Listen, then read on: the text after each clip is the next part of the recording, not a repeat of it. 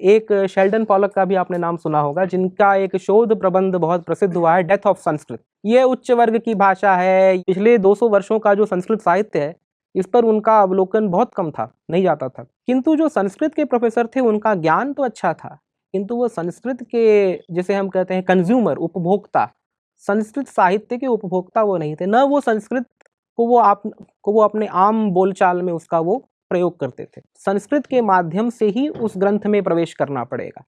यह मेरा एक इस पर चिंतन है। तब मैंने वहाँ पर यह भी देखा कि जो संस्कृत के साथ साथ प्राकृत भाषा के भी वहाँ पर कुछ विद्वान थे। संस्कृत के साथ प्राकृत को वो ऐसे प्रस्तुत करते हैं कि ये दोनों एक दूसरे की विरोधी भाषाएं हैं। इस कोर्स को लेने के लिए बड़ी उत्सुकता रहती है। जो भी वहाँ भारतीय मूल के हैं या जो वहाँ 1-2 पीढ़ी पूर्व से वहाँ पर हैं विद्यमान, उनमें रहता है कि हम अपने सांस्कृतिक विरासत, सांस्कृतिक जड़ों को हम यहाँ पर खोजें, पहचानें। इसलिए वो ये कोर्स लेते हैं कि अच्छा है, महाभारत की हम इसमें कुछ कहानियाँ सीखेंगे, भगवान कृष्ण का यहाँ पर होगा वर्णन होगा, ये सब हम वहाँ जाकर सीखेंगे। ऐसी विचारधारा के साथ भारतीय मूल के या हिंदू मतावलंबी लोग वहाँ उस कोर्स को लेते हैं। किंतु वहाँ क्या होता है कि कोर्स को जो पढ़ाते हैं वो हिंदू नहीं होते। हिंदू धर्म के ग्रंथों को जो पढ़ाने वाले लोग हैं वो हिंदू धर्म के यदि विरोधी नहीं है तो कम से कम हिंदू धर्म के प्रति सौहार्दपूर्ण भाव भी नहीं रखते।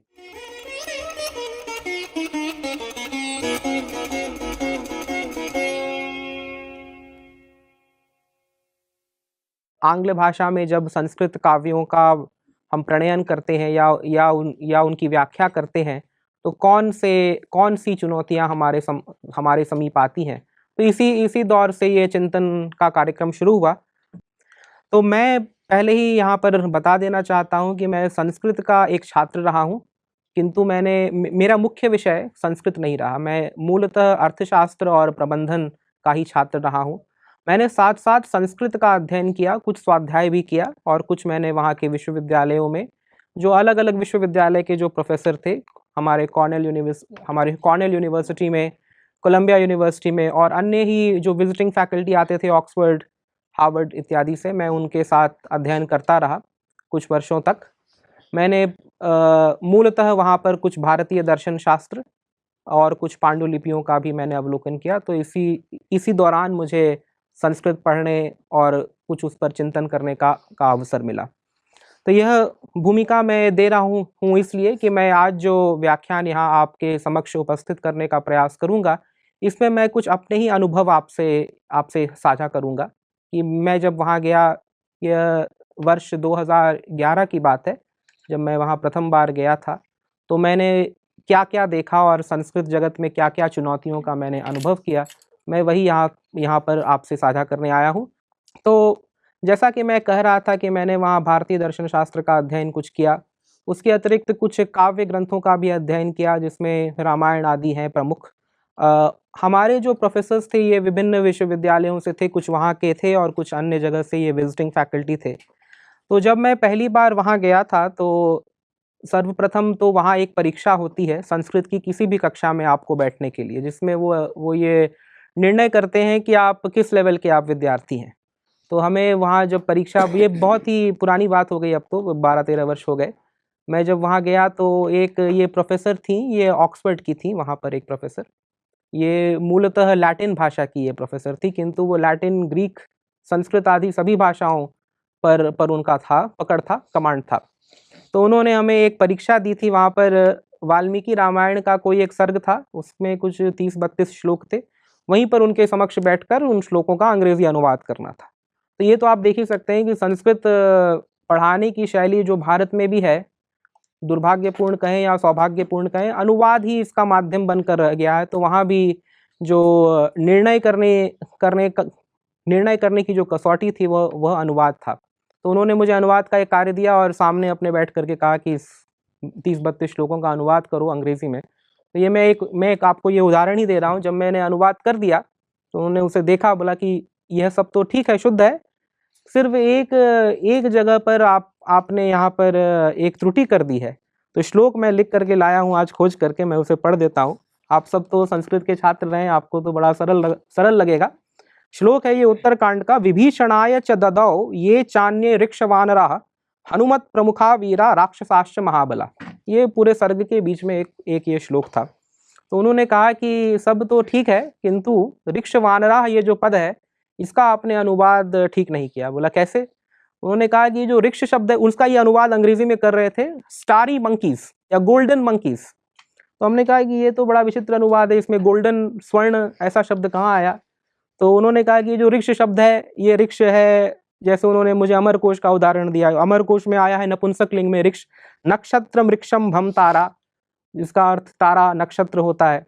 तो उन्होंने उसी से ले लिया कि ये तारों जैसे जगमगाते वानर हैं, और ऐसा अनुवाद उन्होंने कर दिया। तो ये मुझे बड़ा अटपटा लगा कि यहाँ तो ऋक्ष, हम तो सब जानते हैं हिंदी भाषी जो हैं या अन्य भारतीय भाषाओं के भी जो भाषी हैं, ऋक्ष अर्थात रीछ, और पूरे कांड में या पूरे सर्ग में यहाँ भालुओं का यहाँ वर्णन है, बंदरों का वर्णन है, जामवंत का वर्णन है।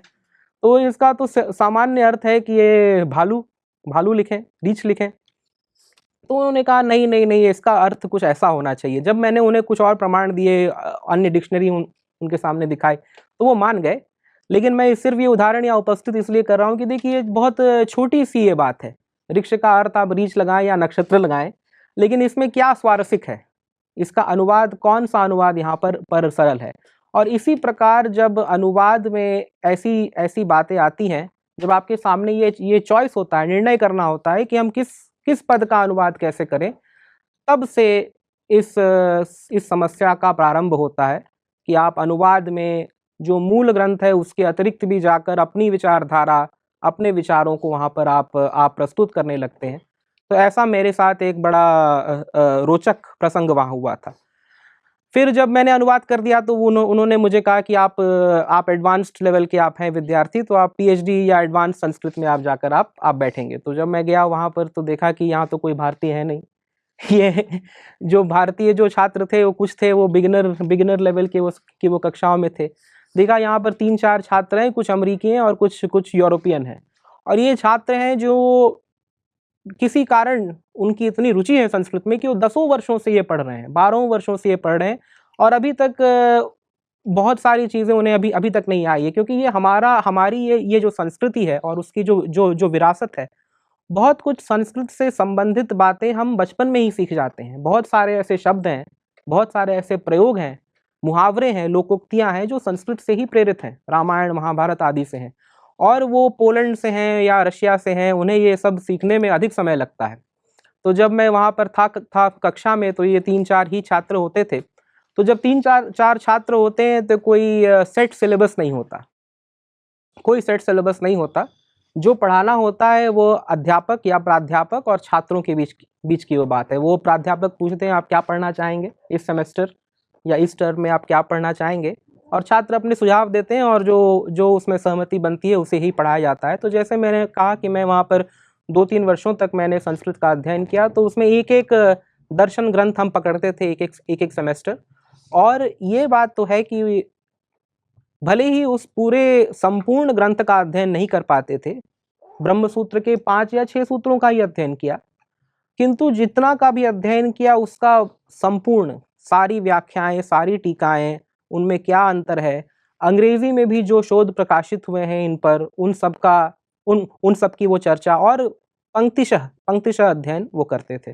तो अध्ययन वहाँ पर ये बात तो है कि बहुत गहन होता है, बहुत समय देते हैं, क्योंकि कोई सेट सिलेबस नहीं है। प्राध्यापक को संपूर्ण स्वतंत्रता है और पढ़ने वाले को भी ये स्वतंत्रता है कि वो क्या पढ़ना चाहते हैं। तो इस तरह से काफ़ी समय अधिक लगता है, बहुत वर्ष लगाते हैं ये लोग पढ़ने में, किंतु जो भी अध्ययन करते हैं बड़ा गंभीर और गहन अध्ययन करते हैं। तो ये मैंने वहाँ पर मैंने देखा। जो मेरे वहाँ पर आचार्य थे, मैं उनका नाम नहीं लूँगा, लेकिन वो आचार्य बड़े ही प्रसिद्ध हैं, अलंकार शास्त्र के वो बड़े विशेषज्ञ हैं। वो एक अमेरिकी आचार्य हैं। आपने सुना होगा वेंडी डॉनिगर का नाम, जिनके अनुवाद बड़े चर्चित रहे और उस पर बहुत कंट्रोवर्सी भी हुई है। वेंडी डॉनिगर के वो प्रमुख शिष्य थे। और एक शेल्डन पॉलक का भी आपने नाम सुना होगा, जिनका एक शोध प्रबंध बहुत प्रसिद्ध हुआ है, death of Sanskrit. Death of Sanskrit पता नहीं आप लोगों ने पढ़ा है कि नहीं, उसके अनेक उसमें आर्ग्यूमेंट है, लेकिन उनके जो 2 मुख्य जो है बिंदु की, एक संस्कृत की मृत्यु हो चुकी है, क्योंकि वो सैकड़ों वर्ष पूर्व जैसी थी वैसी आज भी है, तो उसमें कुछ नई प्रगति नहीं हुई। जो भाषा का स्वरूप तब था वो अभी भी है, ये उनका कहना है। और दूसरी बात ये कहते हैं कि जो संस्कृत की जो मृत्यु हुई है बहुत ये सराहनीय बात है, इसका हम स्वागत करते हैं, क्योंकि वो कहते हैं कि Sanskrit is a language of privilege. ये उच्च वर्ग की भाषा है, ये ब्राह्मण समुदाय की ये भाषा है, जो संभ्रांत समुदाय है उसकी भाषा है। तो संस्कृत की जो मृत्यु हो गई ये बड़ी स्वागत योग्य बात है और इसकी वो सराहना करते हैं। तो ये दो मुख्य बिंदु हैं कि संस्कृत की मृत्यु क्यों हुई और संस्कृत की मृत्यु क्यों स्वागत योग्य है। और इस शोध प्रबंध में मेरे जो आचार्य थे वो भी उसमें संलग्न थे। तो मैंने जब इसे पढ़ा तो मुझे बड़ा ये लगा कि अच्छा, जो यदि आप कोई विषय आप पढ़ रहे हैं, मान लीजिए आप अंग्रेजी पढ़ रहे हैं या आप हिंदी पढ़ रहे हैं, क्या आपको यह जानकर प्रसन्नता होगी कि उस विषय की मृत्यु हो चुकी है? पढ़ने वाले ही कहें कि जो मैं विषय पढ़ा रहा हूँ, जिस पर मैंने 10 वर्ष शोध किया है, वो उस विषय की मृत्यु हो गई है, और ये हमारे लिए बड़े बड़े स्वागत की बात है। तो मैंने उस समय एक श्लोक लिखा था और मैं उसका पहले आपको हिंदी अनुवाद कुछ मैं बता देता हूँ, फिर मैं आगे चलूँगा। श्लोक ये था कि यदि कोई वैद्य हो और उसे बुलाया जाए कि आप निर्णय करिए कि ये मनुष्य जीवित है या मर गया, और वो वैद्य आए मनुष्य को देखने के लिए, और जितने देर में वैद्य उनका परीक्षण करें उसी बीच में मनुष्य बोलने लग जाए। अगर वो मनुष्य बोलने लग जाए, तब क्या वैद्य फिर भी बैठकर सोचेगा कि ये जीवित है कि ये मर गया? नहीं सोचेगा ना। जब उसके सामने ही ये प्रत्यक्ष प्रमाण अगर उपस्थित हो गया कि ये मनुष्य बोल रहा है, और क्या वो हर्ष करेगा या शोक करेगा? मनुष्य अगर जीवित है तो वो हर्ष की बात है, वो उसमें हर्ष करेगा। तो मैंने एक श्लोक इसी पर एक लिखा था, मृतोयमस्तीति निशम्य वाचम, मृतोयमस्तीति निशम्य वाचम, मृतः समुत्थाय वदेद्यदैव, मृतः समुत्थाय वदेद्यदैव, तदा मृतो वाम मृत एष चिंता, तदा मृतो वाम मृत एष चिंता, न बाधते वैद्यवरम प्रवीणम, न बाधते वैद्यवरम प्रवीणम। क्योंकि उसकी वह फिर चिंता नहीं रही, प्रत्यक्ष प्रमाण उपस्थित हो गया। तो जब मैं वहाँ था और इनके इन्फ्लुएंस में था, जब मैं इनसे पढ़ रहा था, तो मुझे भी ये लगता था कि संस्कृत में आधुनिक कुछ नहीं, इसमें आधुनिक रचनाएं नहीं हो रही, इसमें जो हो चुका वो भास भारवी कालिदास आदि लिखकर चले गए, मुझे पता नहीं था, और वो लोग पढ़ाते भी नहीं थे। आधुनिक साहित्य पिछले 200 वर्षों का जो संस्कृत साहित्य है, इस पर उनका अवलोकन बहुत कम था, नहीं जाता था। ये तो बड़े विचित्र बात है कि एक बार मैं वहाँ पर, क्योंकि वहाँ के पुस्तकालय बड़े बड़े विस्तृत होते हैं, उसमें तो विश्व की की लगभग सभी पुस्तकें वहाँ पर उपलब्ध होती है। एक बार मैं पुस्तकालय में था तो मुझे एक ग्रंथ मिला, उस ग्रंथ का नाम था राजनीति शतकम, और लिखा हुआ था डॉक्टर निरंजन मिश्र जी, जो आप जानते हैं, बड़े बड़े प्रतिष्ठित कवि हैं संस्कृत के, साहित्य अकादमी पुरस्कार के वो विजेता भी हैं। मुझे ये ग्रंथ मिला तो मैंने ग्रंथ को थोड़ा खोल कर देखा कि अंदर डेट क्या लिखा है, 2006। तो मुझे लगा कि अच्छा, संस्कृत में आधुनिक काल में भी रचनाएं हो रही हैं।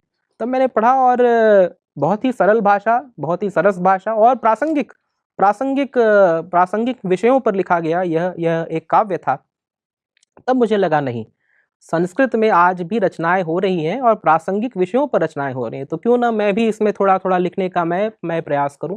तो तब से ही, बहुत वर्ष नहीं हुए, तब से ही मैंने इसमें कुछ थोड़ा लिखना प्रारंभ किया, सिर्फ इसलिए कि मैंने ये चुनौती स्वीकार की। अगर ये कहते हैं कि डेथ ऑफ संस्कृत, तो मैं स्वयं इसमें मैं कुछ लिखना शुरू करूंगा।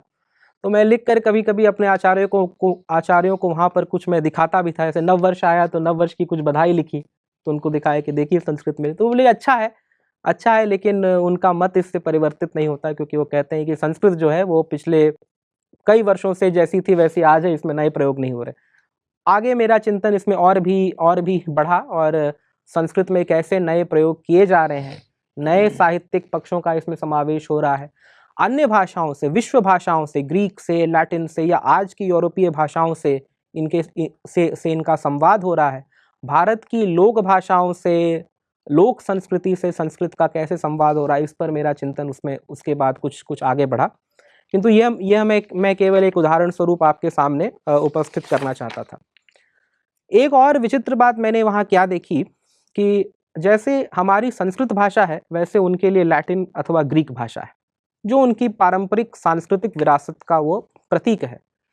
और हमारे विश्वविद्यालय में लैटिन के भी प्रोफेसर थे, ग्रीक के भी प्रोफेसर थे, और एक भिन्नता यह थी कि जो ग्रीक अथवा लैटिन के प्रोफेसर थे वो ग्रीक और लैटिन बोलते थे और उसमें मौलिक रचनाएं करते थे, और जो विद्यार्थी आते थे उन्हें ऐसा तैयार करते थे कि वो ग्रीक या लैटिन में लिखें बोलें, और उसके लिए बड़े प्राइज कंपटीशन अवार्ड होते थे जो नए नए, जिसे वो कहते हैं ओरेटरी, लैटिन में जो प्रिपेयर किया जाता है एक स्पीच, ओरेटरी। और लैटिन भले ही आम बोलचाल की भाषा नहीं, सामान्य भाषा नहीं है, किंतु उसका ऐसा सम्मान है जिसे हम लैंग्वेज ऑफ प्रेस्टीज कहते हैं, ऐसा सम्मान है लैटिन का कि हमारी जो डिग्री थी वो लैटिन में वो प्रकाशित होती थी। अंग्रेजी में डिग्री वो नहीं देते हमें, तो बल्कि उसका अंग्रेजी अनुवाद करवाना पड़ता है। लैटिन में वो डिग्री लिखते थे। ग्रेजुएशन के समय भी लैटिन भाषा में एक स्पीच होता है या कुछ अनाउंसमेंट्स होते हैं जो उनकी वो परंपरा है, पिछले कई 100 सालों से वो लैटिन को ऐसा महत्व देते हैं कि जब भी कोई महत्वपूर्ण शैक्षिक या सांस्कृतिक कार्यक्रम हो, वहाँ पर लैटिन को यह सम्मान प्राप्त है कि यह हमारी प्रथम भाषा है, ये हमारी मूल भाषा है, और हम इसे वरीयता दें, प्राथमिकता दें। तो यह मैंने देखा। इसके अतिरिक्त वहाँ पर कुछ ऐसे भी प्रोफेसर्स थे जो अन्य भाषाओं जैसे मैंडरिन, चाइनीज़ भाषा के ये प्रोफेसर थे। और जो चाइनीज़ भाषा के जो प्रोफेसर थे वो चाइनीज़ धारा प्रवाह बोलते ही थे। जो लैटिन के प्रोफेसर थे वे लैटिन बोलते थे। किंतु जो संस्कृत के प्रोफेसर थे उनका ज्ञान तो अच्छा था, किंतु वो संस्कृत के, जिसे हम कहते हैं कंज्यूमर, उपभोक्ता, संस्कृत साहित्य के उपभोक्ता वो नहीं थे। न वो संस्कृत को वो अपने आम बोलचाल में उसका वो प्रयोग करते थे। ये बड़ी दुविधा की बात है कि वहाँ पर और कुछ सीमा तक यहाँ पर भी संस्कृत को पढ़ाने और पढ़ने का माध्यम अनुवाद बनकर रह गया है। और इससे कैसे हम बाहर निकलें, यह एक विचारणीय बात है कि संस्कृत में मौलिक चिंतन हो, संस्कृत ग्रंथों को हम संस्कृत के माध्यम से हम पढ़ें, और और जो हमारे संस्कृत में उस समय के जो लेख हैं या उस समय के जो ग्रंथ हैं उनकी विचारधारा को भली भांति समझने के लिए हमें संस्कृत के माध्यम से ही उस ग्रंथ में प्रवेश करना पड़ेगा। यह मेरा एक इस पर चिंतन है। तब मैंने वहाँ पर यह भी देखा कि जो संस्कृत के साथ साथ प्राकृत भाषा के भी वहाँ पर कुछ विद्वान थे। संस्कृत के साथ प्राकृत को वो ऐसे प्रस्तुत करते हैं कि ये दोनों एक दूसरे की विरोधी भाषाएं हैं। एक और आपका वैदिक धर्म या ब्राह्मण धर्म हो गया, और दूसरी ओर आपका बौद्ध, जैन या श्रमण परंपराएं होंगी। और जब भी आप संस्कृत की बात करें कि संस्कृत में ऐसा है या संस्कृत ये तो मूलतः संस्कृत से आया है, तो नहीं, हमारे पास तो ये एक अलग परंपरा है, ये श्रमण परंपरा है जिसमें यह सब प्राकृत से आया है। तो इस पर हमारा एक बार वहाँ विवाद हुआ था कि ये शब्द, कोई एक शब्द था, ये मूलतः संस्कृत का है या प्राकृत का है। ऐसा नहीं है कि सारे शब्द संस्कृत के ही हैं। अनेक शब्द प्राकृत भाषा से भी संस्कृत में आए हैं और आज भी आते हैं, विदेशी भाषाओं से भी आए हैं। किंतु यह हमें तो स्वीकार करना पड़ेगा कि प्राकृत की जो आत्मा है या प्राकृत का जो मूल है वह संस्कृत ही है। और यह मैं नहीं कह रहा, ये पहले भी लोग इसे स्वीकार करते थे। प्राकृत के जो प्रमुख वैयाकरण हुए हैं, हेमचंद्राचार्य जी, उन्होंने कहा कि यह जो प्राकृत में जो प्रकृति शब्द है वह संस्कृत है, क्योंकि यह प्रकृति से आया है, इसलिए इसका नाम हम प्राकृत कहते हैं। इसी प्रकार अन्य भी जो वैयाकरण हुए उन्होंने कहा कि प्राकृत की जो योनि है, जो मूल है, वह संस्कृत है। तो इस पर एक बड़ा मैं कहूँगा इसे कृत्रिम विवाद खड़ा करने का वो कभी कभी प्रयास करते हैं कि जो संस्कृत परंपरा है उसके साथ साथ एक प्राकृत परंपरा भी है, और इसीलिए हम दोनों को समान वरीयता दें। तो जैसे मैं अभी कुछ आपको बताऊंगा, मैंने इसे कुछ डॉक्यूमेंट किया है, कुछ इस पर आर्टिकल्स भी मैंने लिखे हैं ये इंडिक एकेडमी के पोर्टल पर। इसे कुछ बायस के ऐसे इंसिडेंट्स हैं जो मैंने यहाँ पर एक डॉक्यूमेंट किए हैं। जैसा मैं पहले कह रहा था कि संस्कृत पढ़ने वाले अधिकतर लोग वहाँ विदेशी मूल के हैं, भारतीय नहीं, यूरोपीय हैं या तो अमेरिकी हैं। संस्कृत के अतिरिक्त भी ये प्रोफेसर्स कुछ अन्य विषय पढ़ाते हैं जिसे भारतीय मूल के या तो भारतीय जो भारत से गए हैं या वहीं के रहने वाले जो हैं भारतीय, वो उसे पढ़ते हैं। और ये कैसे हैं, जैसे मैं आपको एक उदाहरण देता हूँ। जो प्रोफेसर एडवांस संस्कृत पढ़ा रहे हैं वही प्रोफेसर एक और फर्स्ट ईयर के कोर्स पढ़ाते हैं जिसका नाम है महाभारता द इंडियन एपिक। महाभारत पर अंग्रेजी में है, वो है ये पूरा कोर्स, और संस्कृत इसमें नहीं पढ़ाते, ये संपूर्णतः अंग्रेजी में पढ़ाते हैं। अच्छा, ये कोर्स, इस कोर्स को लेने के लिए बड़ी उत्सुकता रहती है जो भी वहाँ भारतीय मूल के हैं या जो वहाँ एक दो पीढ़ी पूर्व से वहाँ पर हैं विद्यमान, उनमें रहता है कि हम अपने सांस्कृतिक विरासत, सांस्कृतिक जड़ों को हम यहाँ पर खोजें, पहचानें। इसलिए वो ये कोर्स लेते हैं कि अच्छा है, महाभारत की हम इसमें कुछ कहानियाँ सीखेंगे, भगवान कृष्ण का यहाँ पर होगा वर्णन होगा, ये सब हम वहाँ जाकर सीखेंगे। ऐसी विचारधारा के साथ भारतीय मूल के या हिंदू मतावलंबी लोग वहाँ उस कोर्स को लेते हैं। किंतु वहाँ क्या होता है कि कोर्स को जो पढ़ाते हैं वो हिंदू नहीं होते, भारतीय नहीं होते, और भारतीय विचारधारा से वे प्रेरित भी नहीं होते। जबकि अन्य धर्मों के जो कोर्सेज वहाँ पर कुछ पढ़ाए जाते हैं, बाइबल हो अथवा कुरान हो या कोई भी हो, वो उनके धर्म के मतावलंबी ही वहाँ पर उसे प्रस्तुत करते हैं। जो चर्च में गए हैं, जो सेमिनरी से जो पढ़ कर आए हैं, जिन्होंने 15-15 वर्ष चर्च की सेवा की है, वे ही लोग विद्वान होते हैं बाइबल के और आकर उस पर अपना वक्तव्य देते हैं। जबकि संस्कृत पढ़ाने वाले वो तो मुझे स्वयं कहते थे कि मैं तो नास्तिक हूँ, मैं ईश्वर में मैं विश्वास नहीं रखता, और आप पढ़ा रहे हैं भगवत गीता। तो यह एक बड़ी विडंबना है कि अन्य धर्मों के ग्रंथों को पढ़ाने वाले जो लोग हैं वो उस धर्म के मतावलंबी हैं, जबकि संस्कृत को पढ़ाने वाले अथवा हिंदू धर्म के ग्रंथों को जो पढ़ाने वाले लोग हैं वो हिंदू धर्म के यदि विरोधी नहीं है तो कम से कम हिंदू धर्म के प्रति सौहार्दपूर्ण भाव भी नहीं रखते। तो अब इसमें क्या होगा कि जब इस तरह के course Mahabharata the Indian epic पढ़ाया जाएगा, पढ़ने वाले जो हैं उनका संस्कृत में ज्ञान नहीं, संस्कृत में उनकी गति नहीं है, संस्कृत ग्रंथ का वो मौलिक अवलोकन चिंतन नहीं कर सकते। जो भी पढ़ाएंगे वो प्रोफेसर पढ़ाएंगे और अपने अनुवाद के माध्यम से वो पढ़ाएंगे, और पढ़ने वाले भी सब कुछ अंग्रेजी के माध्यम से ही पढ़ेंगे। अनुवाद क्या होगा? अनुवाद भी वही होगा जो प्रोफेसर को पसंद है, जो अनुवाद वो चुनेंगे वही लोग पढ़ेंगे। उसके अतिरिक्त तो कोई 3-4 अनुवाद पढ़ने का समय भी नहीं है, ना उनको रुचि होती है कि इसका और भिन्न प्रकार से क्या अनुवाद किया गया है। अभी मैं एक वक्तव्य देख रहा था, श्री नित्यानंद मिश्र जी को आप जानते होंगे। उनका एक वक्तव्य था कि पिछले लगभग 100 वर्षों से महाभारत के किसी एक श्लोक का जो अनुवाद हुआ है वो बिल्कुल विपरीत हुआ है, और श्लोक को जो प्रारंभिक संस्कृत भी जो जानते हैं वो पढ़ेंगे तो लगेगा कि नहीं, श्लोक का अनुवाद ऐसा नहीं है। और चूंकि किसी एक ने आज से 100 वर्ष पहले इसका अनुवाद एक प्रकार से कर दिया, उसके बाद आने वाले सभी विद्वान उस श्लोक को उसी प्रकार से वो देखते रहे। तो ये तो अनुवाद में होता है, जो पहले परंपरा जो बन गई, जो पहले परिपाटी बन गई, आने वाले लोग उसी का अनुपालन करते हैं। तो अनुवाद भी वही चुनेंगे, और अनुवाद में से भी वो इतना मोटा ग्रंथ है महाभारत, तो अनेक वॉल्यूम्स में है, सब कुछ नहीं पढ़ाएंगे, कुछ सेक्शंस पढ़ाएंगे, और सेक्शन वो पढ़ाएंगे जो उनकी रुचि का हो। अब आप सोचिए कि महाभारत में मैंने कई वर्ष लगाकर, 5 या 6 वर्ष लगाकर मैंने महाभारत के प्रत्येक श्लोक को मैंने पढ़ा, पंक्तिशः उसका मैंने अध्ययन किया है। और यदि आप प्रोफेसर हैं, आपको महाभारत अगर आपको पढ़ानी है, आप उसमें से सबसे जो अधिक ज्वलंत जो है विषय, जो सबसे ज़्यादा कंट्रोवर्शियल है विषय, उसे आप वहाँ पर आप लोगों के समक्ष आप उसे प्रस्तुत करेंगे। तो द्रौपदी के वहाँ पर 5 पति, अथवा चीरहरण का जो वृत्तांत है, अथवा ये जो कर्ण के साथ जो तथाकथित अन्याय हुआ सूतपुत्र होने के कारण, ये सारी चीज़ें चुन चुनकर, प्रत्येक पर्व से चुन चुनकर ये आपके समक्ष वे प्रस्तुत करेंगे। जबकि महाभारत में इसके अतिरिक्त बहुत कुछ है, बहुत सारी लघु कथाएं हैं, बहुत सारे इसमें धर्मोपदेश हैं, व्याख्यान हैं, बहुत सारे विवाद हैं जो आपस में हुए हैं लोगों के बीच में कि धर्म का तत्व क्या है, इस स्थिति में हमें कैसा कर्म करना चाहिए।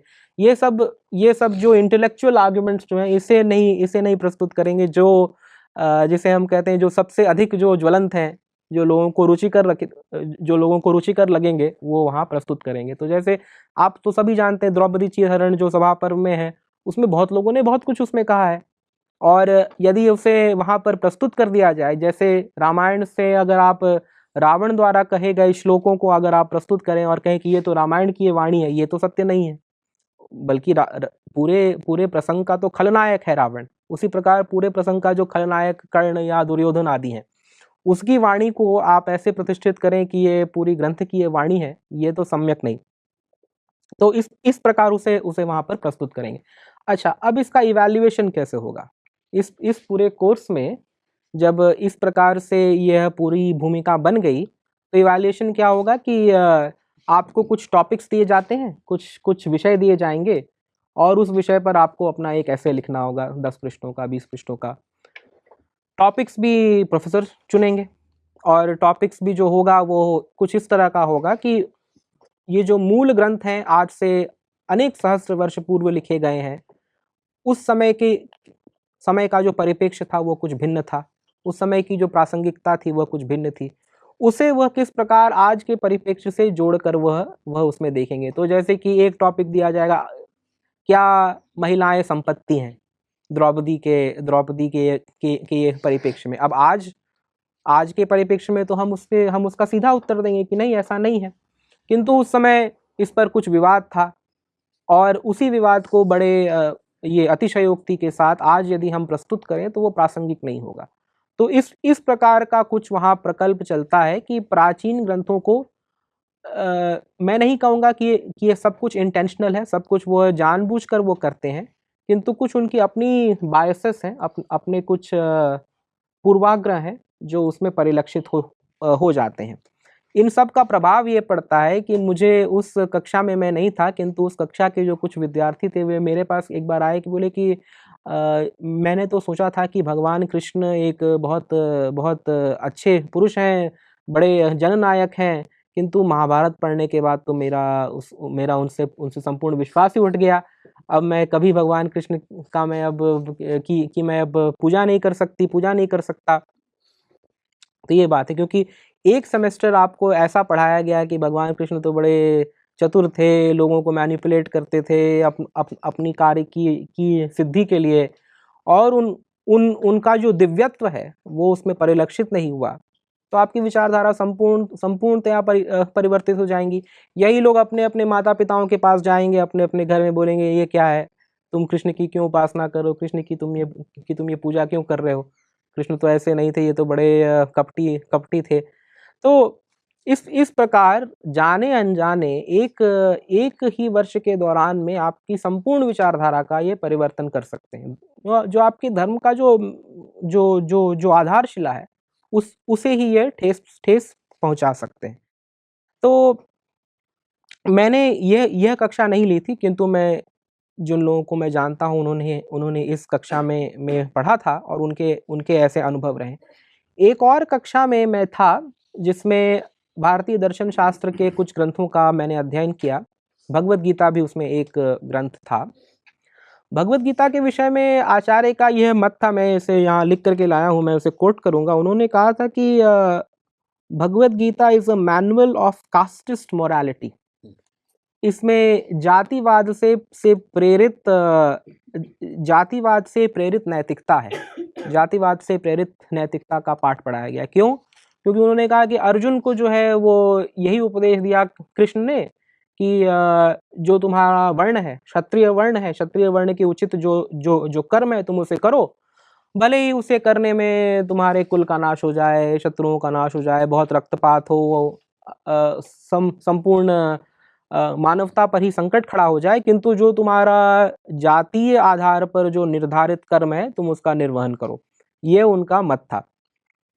अच्छा, एक और आप इसे रखें, और दूसरी ओर जो क्रिश्चियन फिलॉसफी में जो पढ़ाया जाता है जस्ट वॉर थ्योरी, नैतिकता के आधार पर लड़े गए युद्ध की एक थ्योरी है जिसे वो पढ़ाते हैं। इसमें इनकी बड़ी परंपरा है, बहुत पुरानी परंपरा है, जो पाश्चात्य दर्शन शास्त्र में हमें मिलती है। तो एक और पढ़ाया जा रहा है कि भगवत गीता में जातीय आधारित नैतिकता है, और दूसरी ओर ये पढ़ा रहे हैं कि हमारे क्रिश्चियन फिलॉसफी में जस्ट वॉर थ्योरी है, जिसकी हमारी पुरानी परंपरा है। तो मुझे इस कक्षा में के अंत में एक पेपर प्रस्तुत करना था, जिसमें मैं कुछ अपना मौलिक चिंतन वहाँ पर प्रस्तुत करता। तो मैंने क्या किया कि मैंने सोचा कि जस्ट वॉर थ्योरी जो ये कहते हैं हमारी हमारी फिलॉसफी है, क्या हमारे अपने ग्रंथों में इसका कुछ वर्णन है, हमारे अपने ग्रंथों में इसका कुछ कुछ तत्व पाए जाते हैं।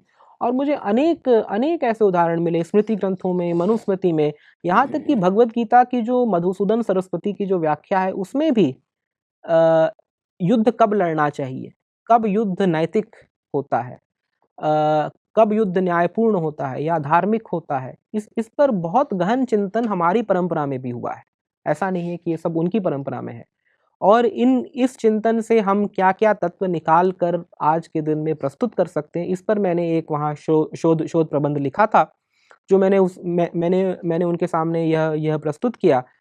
तो यद्यपि उन्होंने इसे स्वीकार कर लिया, किंतु वो फिर भी इस बात पर डटे रहे कि are you trying to fit modern interpretations into ancient text.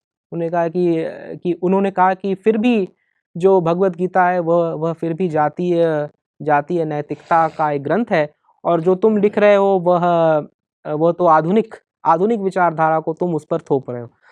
मैंने तो शोध प्रबंध में यह लिखा था कि देखिए, एक पुरानी परंपरा है जिसमें भगवत गीता या एक युद्ध में जो नैतिक मूल्य होते हैं उनकी रक्षा कैसे की जाए, इस पर फिर भी वो इस पर नहीं माने। इस पर मैं ये भी कहना चाहूँगा कि एक पीवी काने का जो बृहद ग्रंथ है हिस्ट्री ऑफ धर्मशास्त्र, उसमें भी एक सेक्शन है जिसमें जस्ट वॉर थ्योरी का बृहद वर्णन किया गया। तो ऐसा नहीं कि मैं प्रथम बार कर रहा हूँ, हमारे भारतीय दर्शन में भी जो आधुनिक चिंतक हुए हैं वे भी इस पर कार्य कर चुके हैं और इस पर विशद अध्ययन कर चुके हैं। इसके अतिरिक्त मैं एक और बात यहाँ पर उपस्थित करूँगा आपके समक्ष, जो आजकल बड़ा प्रचलित है। यह पाणिनीय व्याकरण पर जो कुछ नए जो शोध हुए हैं उस पर बड़ा विवाद है, मैं उस विवाद में नहीं पड़ूंगा। किंतु एक जो अंतर है भारतीय लेखन अथवा भारतीय शोध और पाश्चात्य शोध में, जिसे हमें भली भांति समझ लेना चाहिए, वह है भाषा का अंतर। हम अपने शोध को किस प्रकार प्रस्तुत करें और पूर्वाचार्यों से या पूर्व के जो अध्येता हुए हैं, पूर्व के जो आचार्य हुए, उनसे हम किस प्रकार सहमति अथवा असहमति को व्यक्त करें, इस पर भारतीय और पाश्चात्य लेखन में और शोध में बड़ा मतभेद है। जैसे मैं कुछ उदाहरण लिख कर लाया हूँ, अगर वहाँ पर कोई शोधकर्ता ऐसा लिखे कि ABC इज इनकरेक्ट या X's position is illogical, he or she is mistaken, किसी को अगर हम बताएं कि इसके पोजीशन में कुछ दोष है अथवा कुछ त्रुटियां हैं, तो ये उसे वहाँ नकारात्मक दृष्टि से नहीं देखा जाता, बल्कि इसकी सराहना करते हैं। यदि आप अपनी विचारधारा को या अपने वक्तव्य को तथ्यों से पुष्ट करें, प्रमाण सहित उपस्थित करें, तो उसकी बड़ी सराहना करते हैं। किंतु हमारे लेखन, जब हम ऐसे शोध ग्रंथों को जब हम पढ़ते हैं यहाँ पर भारत में, तो हमें लगता है कि ये तो अच्छा नहीं किया, ये तो बड़े बड़े पूर्वाचार्य हुए हैं, इनके प्रति यह असम्मान की भावना है, अनादर का यहाँ भाव उपस्थित हो रहा है। तो उसे वैसे परिप्रेक्ष्य में नहीं देखना चाहिए। वहाँ के जो शोधकर्ता हैं अथवा अध्येता हैं, उनकी भाषा ही ऐसी है। तो हम जब उनके ग्रंथों को जब पढ़ें, तो उनके ग्रंथों को हम उसी कॉन्टेक्स्ट में पढ़ें, उसी संदर्भ में हम पढ़ें जिस संदर्भ में वे लिख रहे हैं। ऐसा नहीं है कि हम उनके संदर्भों को जैसा है वैसे ही हम कॉपी करें अथवा उनका अनुकरण करें, ऐसी आवश्यकता नहीं, किंतु उससे हमारी भावनाओं को ठेस भी न पहुंचे, इसलिए मैं आपको ये बात बता रहा हूँ। अनेक स्थानों पर मैंने वहाँ पर देखा कि बड़े बड़े जो विचारक हुए हैं प्राचीन काल के, प्लेटो हो, एरिस्टोटल हो, इनकी कड़ी से कड़ी आलोचना वे करते हैं और निंदा भी करते हैं, किंतु उसे वो कोई बड़ी बात नहीं समझते, और इससे जो आपके आर्गुमेंट का जो तथ्य है, जो मूल है, उससे उनका ध्यान नहीं भटकता। तो मैं इसमें कुछ लिख कर लाया हूँ। एक JAF रूडबर्जन हुए हैं, उन्होंने अष्टाध्यायी का अंग्रेजी अनुवाद किया है, और उन्होंने अष्टाध्यायी के अंग्रेजी अनुवाद में ये लिखा है, Patanjali's opinions can never replace our independent judgment regarding the interpretation of Panini. और वे आगे लिखते हैं, Patanjali can only act as a guide to be critically followed, not as the final authority regarding the interpretation of the Ashtadhyayi. तो ये हमें बड़ा अटपटा लग सकता है और इसमें कुछ अनादर या असम्मान की भावना हम देख सकते हैं, किंतु जब ऐसे कुछ वाक्य हमें वहाँ से अगर मिले तो उसमें हमें अनादर नहीं खोजना चाहिए। यदि यदि वे अनादर करने का प्रकल्प रखते तो इससे बहुत कुछ अधिक कर सकते और उससे महती क्षति पहुँचती। तो यह एक भाषा में क्या अंतर है, मैंने वहाँ पर जो देखा वो मैं आपके समक्ष प्रस्तुत करता हूँ। संस्कृत को सीखने का मूल साधन संस्कृत ही होना चाहिए और अनुवाद जहाँ भी किया जाए उस अनुवाद और मूल के बीच का जो अंतर है वह कम से कम होना चाहिए। तो हमारी भारतीय भाषाएं जो हैं, जो सारी प्राकृत से ही उद्भूत हैं, उन भाषाओं में ये क्षमता है कि संस्कृत के तत्वों को 100% नहीं तो 70%, 75% यथास्थिति उसे ढाल सकें। किंतु जैसे जैसे आप संस्कृत मूलक भाषाओं से दूर होते जाएंगे, अंग्रेजी, फ्रेंच, जर्मन आदि की ओर जाएंगे, वैसे वैसे संस्कृत के तत्वों का यथास्थिति अनुवाद करने की जो क्षमता है वह घटती जाएगी। इसलिए यथासंभव आप संस्कृत का अध्ययन संस्कृत के ही माध्यम से करें, और जब संस्कृत का अध्ययन अंग्रेजी के माध्यम से आप करते हैं तो उस अंग्रेजी के ग्रंथ को या उस अंग्रेजी के अनुवाद को आप एक स्वतंत्र ग्रंथ के रूप में आप स्वीकार करें। जैसे कि यदि महाकवि भास का अगर नाटक है, उस नाटक को आप संस्कृत में आप पढ़ें, यदि उसका अनुवाद कर दिया गया आज से 100 वर्ष पूर्व, तो उस अनुवाद को आप एक स्वतंत्र ग्रंथ के रूप में आप स्वीकार करें कि आज से 100 वर्ष पूर्व या 150 वर्ष पूर्व जब भारत स्वतंत्र नहीं था और यहाँ पर कॉलोनियल विचारधारा थी, तो उससे प्रेरित होकर अनुवादक ने कैसा अनुवाद किया और शब्दों का चयन उसमें कैसा है, भावों की अभिव्यक्ति उसमें कैसी हुई है, इसकी भिन्नता आप उसमें देख सकते हैं। तो इसी प्रकल्प में जिस संस्था के साथ मैं जुड़ा हुआ हूँ, इंडिक एकेडमी, हमारा यह नया एक प्रकल्प है। पिछले कुछ वर्षों से आप हो सकता है उससे परिचित हो। उसका नाम है इंडिका क्लासिकल लाइब्रेरी। इसमें हमारा यह उद्देश्य है कि आज से 150 वर्ष पूर्व या 200 वर्ष पूर्व जो हमारे बृहद ग्रंथ हैं, जैसे अर्थशास्त्र या काव्यालंकार या अन्य भी जो कोई ग्रंथ हैं, इनका अनुवाद किया गया और वो कॉलोनियल टाइम्स में इनका अनुवाद किया गया। आज इनका हम रीट्रांसलेशन करें, पुनः अनुवाद हम इनका आज करें जो आज के लिए प्रासंगिक हो, और हम भारतीय होकर इसी परंपरा में जन्मे हुए, इसी परंपरा के संवाहक होकर इनका पुनर्अवलोकन करें जो पुराने अनुवाद का, और उन्हें पुनः अनुदित करें। यह हमारा एक प्रकल्प है।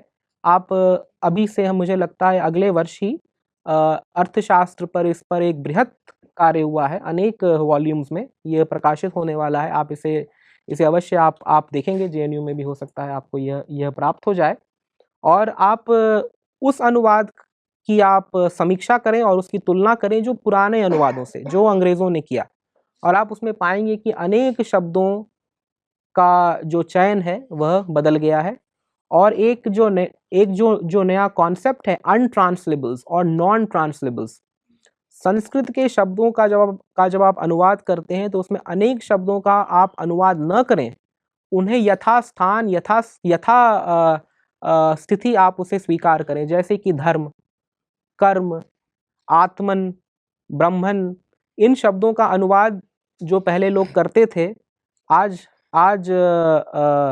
पाश्चात्य जगत में और भारतीय शोध संस्थानों में भी यह स्वीकृति है कि इन शब्दों का अनुवाद अंग्रेजी में नहीं किया जा सकता।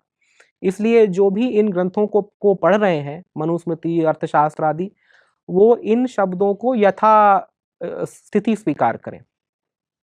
तो इसी प्रकार मैं इस प्रकल्प के साथ जुड़ा हुआ हूँ, और अनुवाद में क्या-क्या समस्याएं होती हैं, इससे सभी संस्कृत अध्येताओं को अवगत रहना चाहिए। इसी के साथ मैं अपनी वाणी को यहाँ विराम देता हूँ। आपका बहुत बहुत धन्यवाद।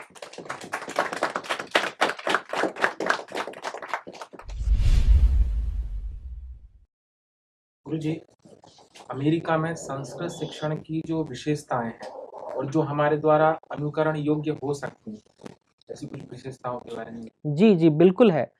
मुझे लगता है भारत में जो शिक्षा होती है वो बहुत गहन और गंभीर होती है, किंतु अमेरिका में जो शोध होता है वो बहुत उत्कृष्ट होता है। तो हमारी शिक्षा के साथ साथ उनकी शोध पद्धति को यदि आप मिश्रित कर दें तो वो एक मेरे मेरे अनुसार वह एक आदर्श शिक्षा प्रणाली हो सकती है। तो शोध में वे क्या करते हैं कि अपना दायरा सीमित रखते हैं। किसी एक ग्रंथ पर, किसी एक ग्रंथ के एक भाग पर कोई 1 वर्ष 2 वर्ष भी शोध करते हैं। और जब भी शोध करते हैं तो मैंने कुछ यद्यपि उदाहरण दिया कैसे पक्षपात इसमें परिलक्षित होता है, किंतु निष्पक्षता के साथ शोध करने का वो प्रयास करते हैं। शोध के साथ साथ अन्य भाषाओं में प्रकाशित अंग्रेजी की इतर भी जो भाषाएं हैं, फ्रेंच जर्मन में भी बहुत संस्कृत पर हुआ है रिसर्च, जो उनसे पूर्व जो कुछ हो चुका है उस सब का अवलोकन करते हैं। ऐसा नहीं कि यदि आप संस्कृत के किसी विषय पर आप अध्ययन कर रहे हैं तो केवल संस्कृत परंपरा में जो लिखा गया है सिर्फ उसका उसका आप अध्ययन करें। आप उसी ग्रंथ पर अन्य भाषाओं में जो लिखा गया है उसका भी आप अध्ययन करें, और पाश्चात्य दर्शन शास्त्र में जो उसकी समतुल्य या समकक्ष जो है विषय उसका भी आप संपूर्ण अध्ययन करें, और इसके बाद ही वे शोध करते हैं। तो इसमें निष्पक्षता रहती है और कुछ हद तक निर्भीकता भी रहती है कि ऐसा नहीं है कि जो पहले लिख दिया गया वो सत्य ही है। ये हमारी क्षमता है, हमारे पास ये बौद्धिक सामर्थ्य है कि हम उसे कुछ चुनौती दें। हाँ, यदि आप चुनौती दे रहे हैं तो आपका जो पक्ष है वो परिपुष्ट होना चाहिए, उसमें प्रमाण उपस्थित होने चाहिए, और किस वस्तु की प्रामाणिकता है और किस वस्तु की प्रामाणिकता नहीं है इसे वे खुले मन से वे स्वीकार करते हैं। जैसे अब भारत में और जो परंपरागत संस्कृत अध्येता है उनको आप कहें कि अमुक ग्रंथ का अमुक भाग प्रक्षिप्त है तो उसे नहीं स्वीकार करते लोग यहाँ पर। अनेक लोग, कुछ लोग करते भी हैं, किंतु प्रक्षिप्तवाद का बड़ा उपहास करते हैं कि नहीं नहीं कुछ भी प्रक्षिप्त नहीं है। किंतु जो सच्चाई है वो ऐसी नहीं है। सच्चाई ये है कि जो पांडुलिपियां हमें प्राप्त हुई हैं किसी भी एक ग्रंथ की, महाभारत की, रामायण की, अलग अलग प्रांतों से, अलग अलग क्षेत्रों से बड़ी भिन्न पांडुलिपियां हमें प्राप्त हुई हैं।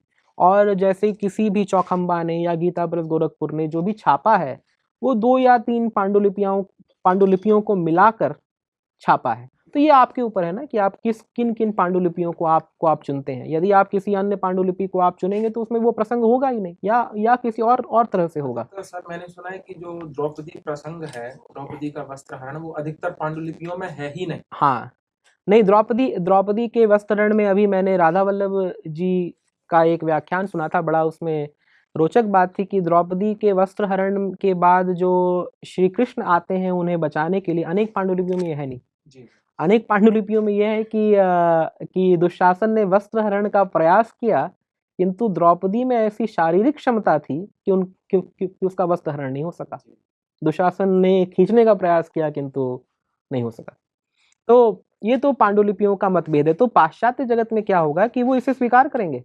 ऐसा नहीं कि परंपरा से हम या तो टीवी पर हम देखते आए हैं कि वहां पर भगवान कृष्ण प्रकट हो गए और वस्त्र बढ़ते ही जा रहे हैं, उसके वे वशीभूत नहीं हो जाएंगे। जो मूल में है या जो उनका जो मौलिक चिंतन है वे उसके अनुसार ही वे चलेंगे। तो ऐसी हमारी कुछ निष्पक्षता और निर्भीकता होनी चाहिए कि जो सुनी सुनाई बात, हम शोध और सुनी सुनाई बात में जो अंतर है वो अवश्य हमारे शोध में परिलक्षित हो। हाँ, मैं Rahul Saraswat, PhD second year ji. मेरा प्रश्न ये है कि जो वैदेशिक विद्वान है जिनकी भारतीय कल्चर के प्रति एक पूर्वाग्रह बना हुआ है जी, तो जैसे आपने कहा कि युद्ध को लेकर के बहुत काम हुए, धार्मिक काम होता है, अधार्मिक काम होता है, आपने प्रबंध भी सौंपा, तो उनके फिर भी से कैसे बचाया जाए? उनके किससे? फिर भी मतलब वो मानते नहीं, एक्सेप्ट नहीं करते उस चीज को। हाँ, आपने कहा मैंने प्रबंध दिया जी, लगा दिया, फिर भी, तो इस फिर भी से कैसे बचा जाए? जी, उसका तो पाश्चात्य जगत में मापदंड है पीयर रिव्यू। कुछ भी आप शोध प्रबंध आप लिखें, आप उसे प्रकाशित करें, और यदि वह पीयर रिव्यू से वो पास हो जाए और किसी प्रतिष्ठित जर्नल में वह प्रकाशित हो जाए, वही उनका गोल्ड स्टैंडर्ड है, वही उनका मापदंड है।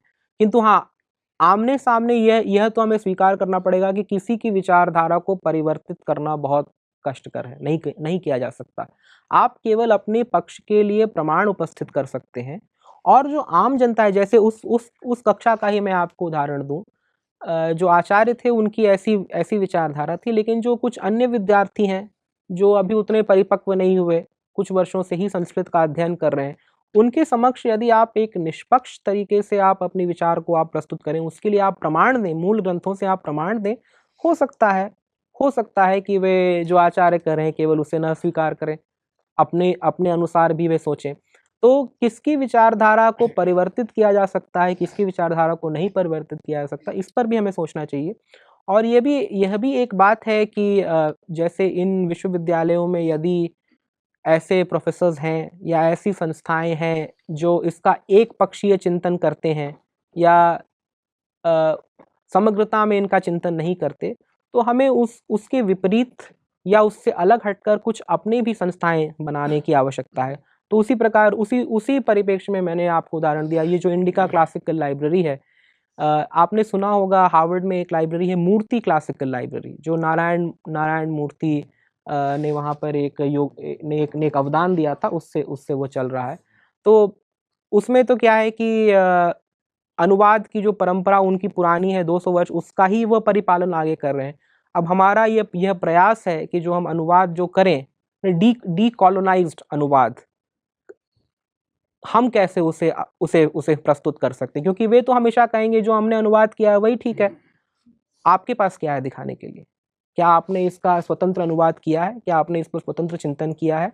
तो हमें अपनी ओर से वह क्षमता खड़ी करने की आवश्यकता है कि यदि वे कुछ पक्ष प्रस्थापित करें, पक्ष उपस्थापित करें, तो उसका हम विरोध या खंडन भी हम कर सकें। सर, लगभग कितने विश्वविद्यालय होंगे जिनमें संस्कृत का अध्ययन हो रहा होगा वर्तमान में?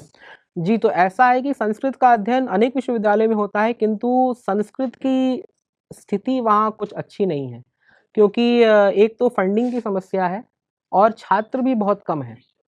तो कुछ प्रमुख विद्यालयों में ही मुझे लगता है 10 से कम मैं सिर्फ अमेरिका की बात कर रहा हूँ, 10-12 ही ऐसे विश्वविद्यालय होंगे जिसमें संस्कृत पर शोध या अध्ययन सुचारू रूप से चल रहा है।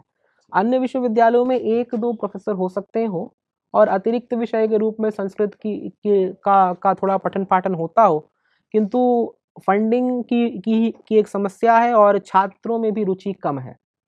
तो इसलिए एक और उनके सामने यह एक इंटरेस्ट हो जाता है कि हम कैसे अपने आप को प्रासंगिक बनाए रखें। तो इसलिए कुछ हटकर बोलना है, कुछ ऐसा बोलो जिससे कि हमारा मीडिया में हो जाए प्रचार, सनसनी बने।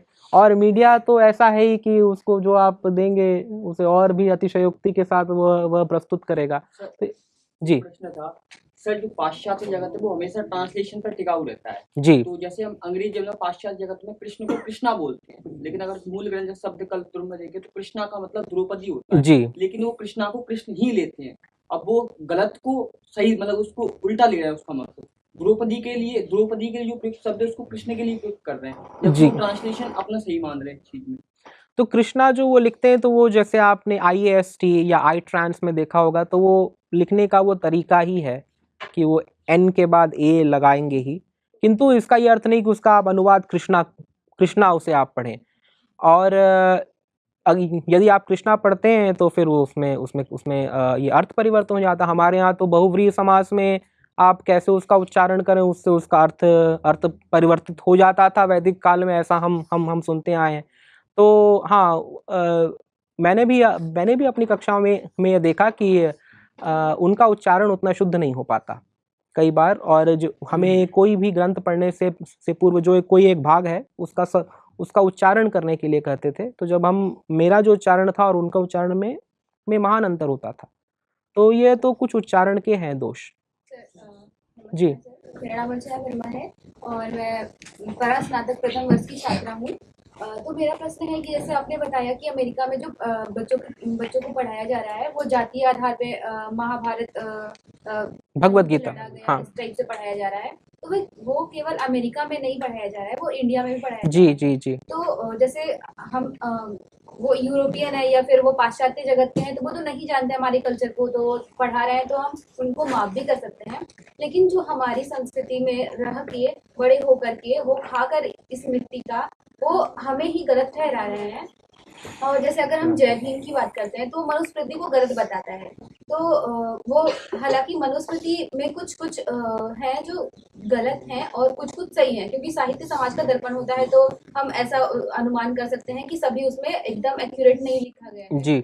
तो हम उनका क्या करें जो हमारे इंडिया में ही रहकर वो हमें ही गलत ठहरा रहे हैं इस टाइप से। तो ये बहुत एक गंभीर विषय, इसकी एक पुरानी परंपरा है। क्या अक्सर क्या होता है कि पाश्चात्य जगत में कोई विद्वान एक कोई शोध प्रबंध लिखते हैं, प्रकाशित करते हैं, अथवा कोई कोई पुस्तक प्रकाशित करते हैं, और फिर उससे एक परंपरा चल पड़ती है अन्य पाश्चात्य देशों में और आगे जाकर भारत में भी, जो उनके ही ग्रंथ को फिर बार बार कोट एंड रिकोट करते रहते हैं। जैसे आपको कोई नया ग्रंथ उसी विषय पर लिखना है तो पुराने ग्रंथ को आप पहले कोट करो, आप दिखाओ कि हम कैसे अपनी परंपरा, वही हमारी शोध की परंपरा है, और उससे ही वे आगे बढ़ते। तो एक जैसे रीइंफोर्समेंट का ये साइकिल है कि आपने एक बार जो कह दिया उसे हम स्वीकार कर रहे हैं और उसे फिर आगे बढ़ाएं। अब भारत में भी हैं, क्योंकि भारत में भी पाश्चात्य जगत के द्वारा लिखे गए जो ग्रंथ हैं उससे लोग प्रभावित होते हैं, और कुछ हमारे लोग ही हैं जो कि मौलिक ग्रंथ भी वैसे लिखते हैं। तो उसका विरोध कैसे करें, ये तो बड़ी गंभीर समस्या है। इसके लिए क्या मेरा जो इस पर जो है विचार वो ये है कि हमें सिर्फ इसका विरोध करना है, ऐसी भावना से प्रेरित नहीं होना चाहिए। हमें जो अपना जो शोध करना है वो अब हमारा मौलिक कार्य है, हमारी अपनी बौद्धिक क्षमता है उसमें, और उसके अनुसार हमें इसमें आगे बढ़ना चाहिए, न कि किसी और ने जो कहा उसका हम सिर्फ खंडन ही करते रहें। क्योंकि खंडन करना विवाद हो सकता है, शास्त्रार्थ हो सकता है, किंतु उसे शोध या अध्ययन नहीं कहते। खंडन आप करें अपने शोध के साथ, किंतु आपका शोध मौलिक हो।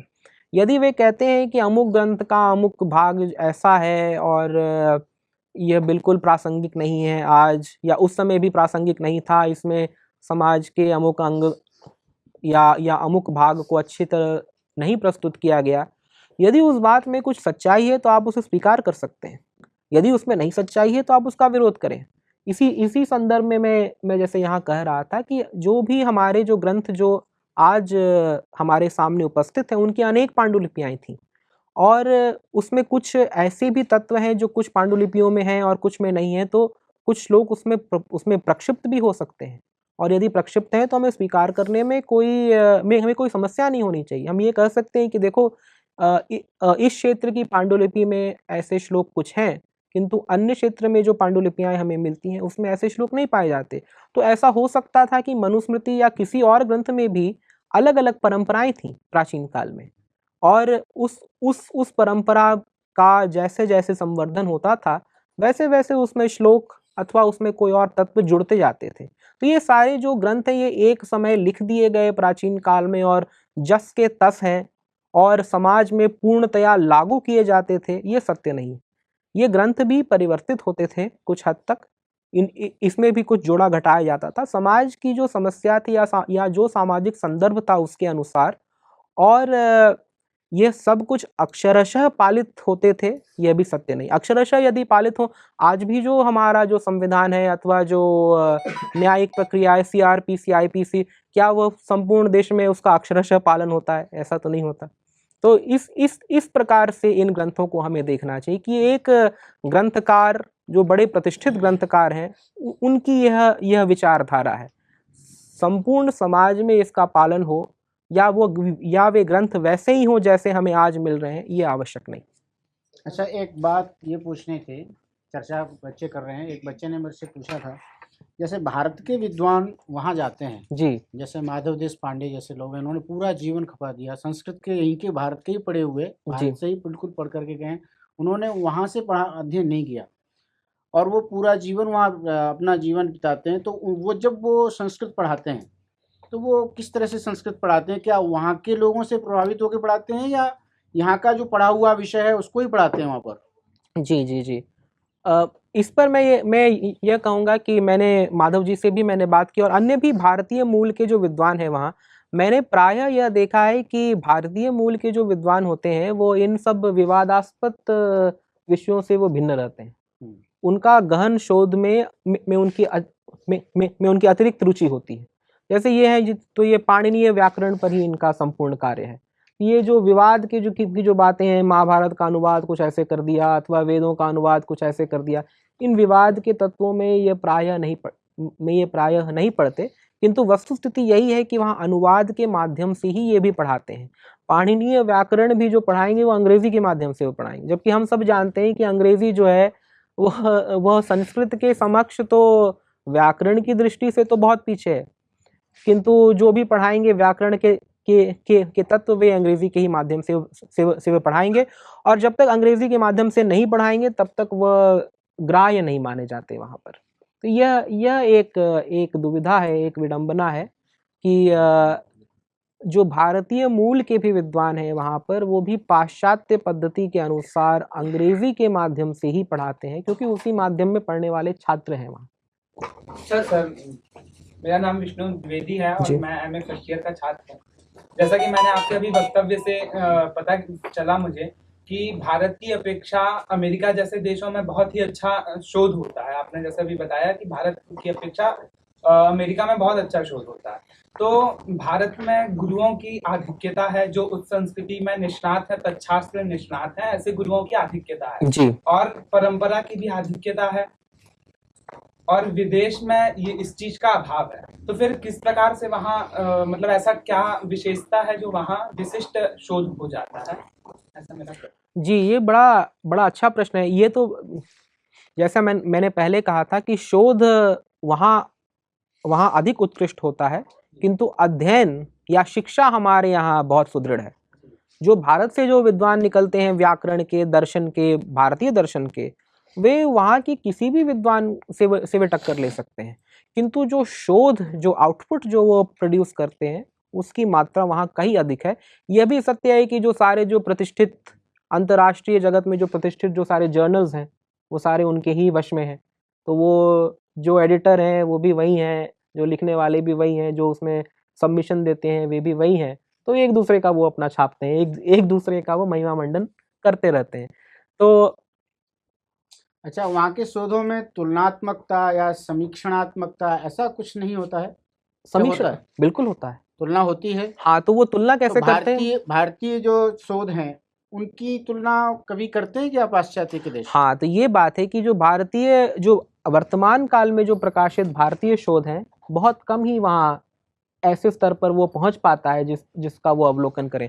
वे जो समीक्षा करते हैं, जैसे आपने कहा कि वो शोध इतना अच्छा क्यों करते हैं, एक तो वो समय अधिक देते हैं, दूसरा वो सब कुछ पढ़ने का वो प्रयास नहीं करते। भारत में जो भी हमारी जो शिक्षा पद्धति है, और ये भी एक अलग स्वतंत्र विचारधारा के अनुसार ये भी सही है, हमारे यहाँ सभी विषयों पर समान कमांड एक बार हो जाए उसके बाद लोग शोध करते हैं। वहाँ ऐसा नहीं। जो एक है, यदि उन्होंने न्याय पर ही उन्होंने शोध किया तो वो और कुछ पढ़ेंगे ही नहीं, वो सिर्फ उसी में ही 10 वर्ष लगा देंगे। यहाँ भी ऐसा होता है, किंतु लेकिन उस स्तर तक पहुँचने से पूर्व आप अनेक विषयों का आप अध्ययन करते हैं, आप व्याकरण भी पढ़ते हैं, मीमांसा भी पढ़ते हैं, जो कि कुछ आवश्यक भी है, किंतु वहाँ पर किसी एक विषय में घुसकर उसका गंभीर चिंतन करने की जो शक्ति है वह अधिक है। एक और कार्य वो ये करते हैं कि चूंकि वो पाश्चात्य जगत में उनके जो परंपरा है वो प्लेटो, एरिस्टोटल, इससे वे प्रभावित रहते हैं, और जैसे ही हम कुछ अपना पक्ष उपस्थित करें कि न्याय दर्शन में कुछ ऐसा होता है, तुरंत उसकी वो समीक्षा अपने प्राचीन दर्शन के अनुसार वे कर सकते हैं। तो इस प्रकार तुलनात्मक समीक्षा वे अधिक कर पाते हैं, जबकि हमारे पास वह परंपरा नहीं। प्लेटो, एरिस्टोटल पढ़ते हैं लोग यहाँ भी, किंतु जितनी जल्दी या जितनी गहराई में उतरकर वे ऐसी समीक्षा कर पाते हैं, वैसा हमारे कुछ विद्वान नहीं कर पाते। तो ये भी एक कारण हो सकता है। सर, अगर वो मानते ही नहीं है तो फिर हम कैसे मान ले कि उनका रिसर्च अच्छा होगा? वो हमारी चीज को मान ही नहीं रहे हैं। जी जी जी, कैसे मान? नहीं तो ये तो हमारे भी कुछ विद्वान स्वीकार करते हैं कि उनका रिसर्च अच्छा है। हमारे यहाँ तो ये परंपरा रही है कि अगर आपका अच्छा चीज है तो हम इस चीज को स्वीकार करते हैं। लेकिन हमारे आप ही ने कह रहे हो कि हम प्रबंध देते हैं, वो मानते ही नहीं, तो जब वो मान ही नहीं रहे तो हम कैसे स्वीकार कर लें कि वो अच्छा रिसर्च कर रहे हैं? जी जी, अनेक भारतीय विद्वान भी हैं जो पाश्चात्य जगत में प्रकाशित शोध को वो स्वीकार करते हैं, उस पर वो आगे कार्य भी करते हैं, पढ़ते पढ़ाते उनके साथ संप्रेषण करते हैं, ये भी होता है। किंतु ये आपका कहना सत्य है कि हमारे द्वारा प्रकाशित अनेक शोध कार्य ऐसे हैं, अनेक ऐसे जिनका अवलोकन वे नहीं करते। कुछ उसमें भाषा का अंतर हो सकता है, कुछ संप्रेषण में कुछ कठिनाई हो सकती है, और कुछ उनका अपना ये व्यक्तिगत पक्षपात भी हो सकता है कि ये भारत से आया है तो हो सकता है ये हमारे अनुरूप नहीं हो, या हमारे बराबर नहीं हो, ऐसा उनका कुछ पूर्वाग्रह भी होता है। तब तो सर ये कहना तो एकदम गलत है कि वो अच्छा रिसर्चर है। देखिए, अच्छा रिसर्चर दूसरे को सुनता जरूर, जी जी जी, ये तो मानना चाहिए। तो वे जैसे मैं इसमें कह रहा था कि कोई एक सब्जेक्ट हो जिसका बहुत सीमित दायरा हो, उस सब्जेक्ट पर वो सब कुछ पढ़ते हैं। अब यदि भारत का कोई ग्रंथ प्रकाशित होकर उनके सामने नहीं है या उन्हें उपलब्ध नहीं हुआ तो वो उसको नहीं पढ़ पाएंगे।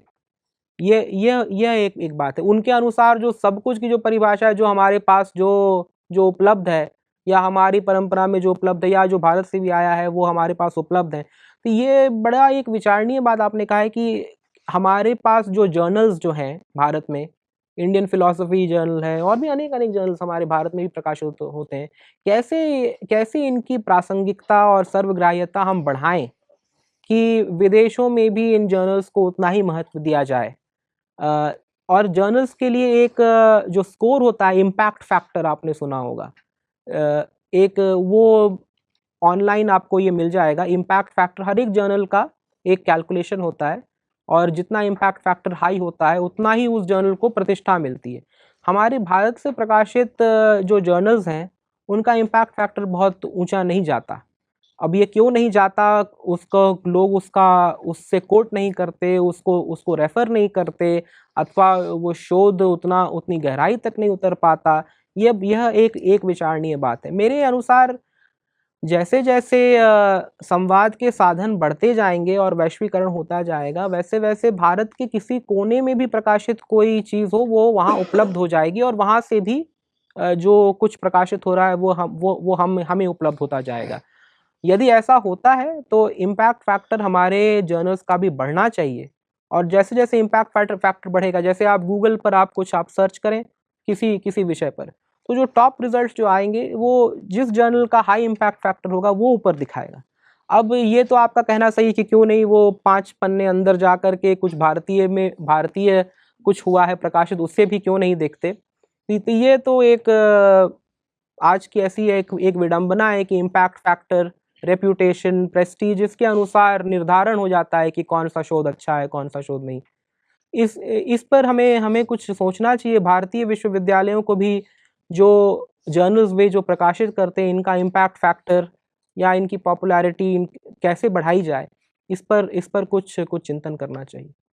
सर एक प्रश्न था जी, रुको एक मिनट। अच्छा, मुझे पूछना है कि फॉर संस्कृत स्टूडेंट आपकी यूनिवर्सिटी में क्या करियर ऑप्शंस है। ऑल्सो जैसे आपने बोला कि वहाँ पे ज़्यादा अच्छे से रिसर्च मेथोडोलॉजी है और सब कुछ है, तो क्या इसका मतलब ये है कि एक इंडियन स्टूडेंट को वहाँ पे जाके रिसर्च करना एक बेटर ऑप्शन रहेगा? क्योंकि हमारे टीचर्स जो है और जो हमारे रूट्स है वो संस्कृत से है और जी, इंडिया से ही सारा संस्कृत रिलेटेड है, तो क्या is it a good option to go there and do a research, या फिर हमारे टीचर्स जिनको सब कुछ आता है हमें उनके अंडर है कि रिसर्च करना चाहिए? तो कई तो वहाँ के विद्वान भी यहाँ आते हैं रिसर्च करने के लिए। जो फील्ड जो रिसर्च होता है, फिट्सटाल, अनेक रिसर्चर यहाँ आए हैं। माइकल वेट्सल, यहाँ पर आकर उन्होंने वेदों पर अध्ययन किया या अन्य शास्त्रों पर, यहाँ रह करके उन्होंने बनारस, हमारे भी जो आचार्य थे वो वाराणसी में अनेक वर्ष रहे और उन्होंने यहाँ पर पारंपरिक तौर तरीकों से उन्होंने भी अध्ययन किया। तो ऐसा नहीं है कि वहाँ जाना आवश्यक है। वहाँ यदि आप जाएं तो अध्ययन करने का जो तरीका है वह कुछ अलग हो सकता है, या उनकी कुछ अपनी परिपाटी हो सकती है, किंतु अध्ययन यहाँ रहकर भी उत्कृष्ट किया जा सकता है। अब जैसे मैं कह रहा था कि इम्पैक्ट फैक्टर या प्रतिष्ठा का एक सवाल होता है, वो हम कैसे अपने आप को आगे बढ़ाएं या उस प्रकार प्रतिष्ठित करें कि हमारे जर्नल्स भी उसी लीग में पहुंच जाएं, उसी के अनुरूप हो जाएं। संस्कृत विद्यार्थियों के लिए क्या करियर ऑप्शंस है वहाँ पर? तो जैसा मैं कह रहा था, संस्कृत में रुचि कुछ कम होती जा रही है। वैसे तो जन सामान्य में रुचि बढ़ रही है, किंतु फंडिंग का अभाव या विद्यालयों में छात्रों का अभाव, यह एक समस्या है जिसके कारण अन्य लोग संस्कृत नहीं पढ़ रहे हैं। और इसलिए जो संस्कृत में जो करियर ऑप्शंस हैं वे भी कुछ सीमित हो गई हैं। मैंने प्रायः यह देखा है कि संस्कृत में वहाँ पर पढ़कर लोग या तो अकादमीय वातावरण में ही आगे आते हैं, जैसे प्रोफेसर्स, असिस्टेंट प्रोफेसर बनते हैं, अथवा कुछ ऐसे स्कूल्स भी हैं, जैसे आपने देखा होगा यहाँ बड़ा प्रसिद्ध हुआ था कि इंग्लैंड में एक स्कूल है जहाँ पर संस्कृत बच्चों को ही पढ़ाया जाता है। कुछ ऐसे भी होते हैं विद्यार्थी जो संस्कृत पढ़कर स्कूल्स में भी वहाँ पर पढ़ाते हैं, किंतु एक तो वहाँ पर पढ़ने वालों की संख्या भी कम है और इसके जो उपभोक्ता या जो ग्राहक हैं उनकी भी संख्या कम है। तो इसलिए इस तरह से बैलेंस हो जाता है, दोनों ही ओर संख्या कम है। भारत में क्या है कि अनेक लोग पढ़ रहे हैं संस्कृत, जो संस्कृतेतर जगत के लोगों को ये पता नहीं, किंतु संस्कृत पढ़ने वाले बहुत सारे लोग हैं और यहाँ पर पद भी और अपॉर्चुनिटीज़ भी उसी अनुरूप अधिक हैं। किंतु किसी भी प्राचीन भाषा में जो जॉब्स के जो मुख्य साधन है वो अकादमीय वातावरण में ही होते हैं। किंतु इसके अतिरिक्त जैसे आप पैरेलल ट्रांसलेशंस लोग करते हैं। संस्कृत से संबंधित आप अन्य क्षेत्रों में आप जा सकते हैं। लिंग्विस्टिक्स का ही एक क्षेत्र है। इससे संबंधित लॉजिक, फिलॉसफी, मैथमेटिक्स, ये सारे भी हैं क्षेत्र, और उसमें भी यदि आप संस्कृत के कुछ तत्वों को आप प्रस्तुत करें तो उसमें भी आप अपना एक स्वतंत्र मार्ग बना सकते हैं। विश्वविद्यालय में किस प्रकार से संस्कृत का अध्ययन हो रहा है? जैसे department of south Asian studies के नाम से हो रहा है, या फिर डिपार्टमेंट ऑफ इंडोलॉजी के नाम से हो रहा है, या फिर डिपार्टमेंट ऑफ संस्कृत के नाम से हो रहा है? जी, यह भी एक बहुत अच्छा प्रश्न है कि जो नाम हम चुनते हैं उस नाम के साथ साथ कुछ पूर्वाग्रह भी आते हैं।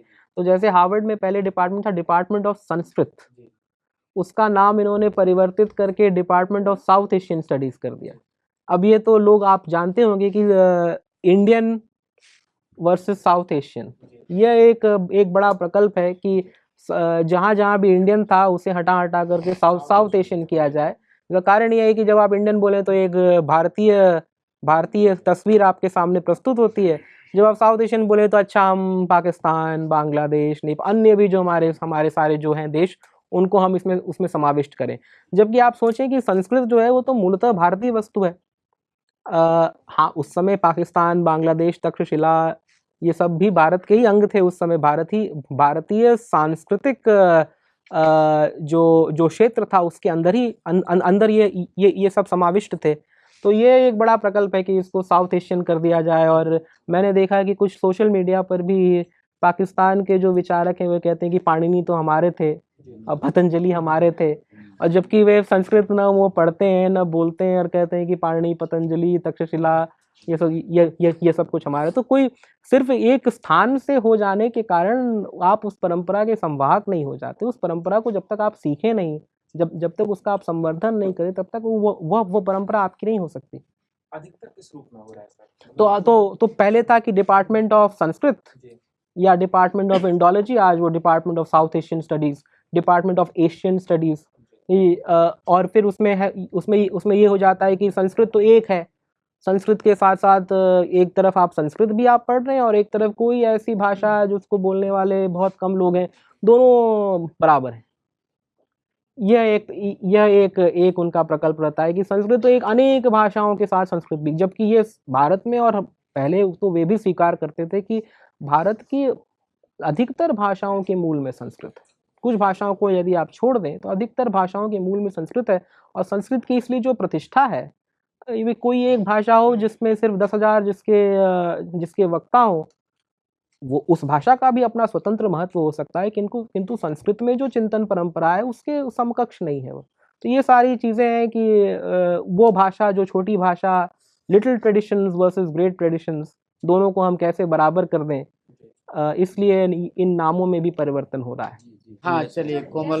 आपने अभी बताया कि मतलब जो वहाँ लेक्चरर्स होते हैं वो मैक्सिमम टाइम या तो क्रिश्चियनिटी को ही बिलोंग करते हैं या एथीस्ट होते हैं। जी जी जी। तो सर क्या यूरोपियन या अमेरिकन यूनिवर्सिटीज ने कभी ये कोशिश नहीं की कि वो इंडियन स्कॉलर्स को भी वहाँ एज लेक्चरर अपॉइंट करे या गेस्ट लेक्चरर्स उनके भी वो ऑर्गेनाइज करवाएं? जी, ये बहुत महत्वपूर्ण बात है। आज आपने राजीव मल्होत्रा जी का नाम सुना होगा, जो इन्फिनिटी फाउंडेशन के हैं। जब आज से कुछ वर्ष पहले जब इतनी प्रसिद्धि नहीं हुई थी इन्फिनिटी फाउंडेशन की, उस समय से इन्फिनिटी फाउंडेशन ने यह कार्य शुरू किया है कि वहाँ के विश्वविद्यालयों में वे चेयर्स क्रिएट करें। उसके लिए इंडाउमेंट देना पड़ता है।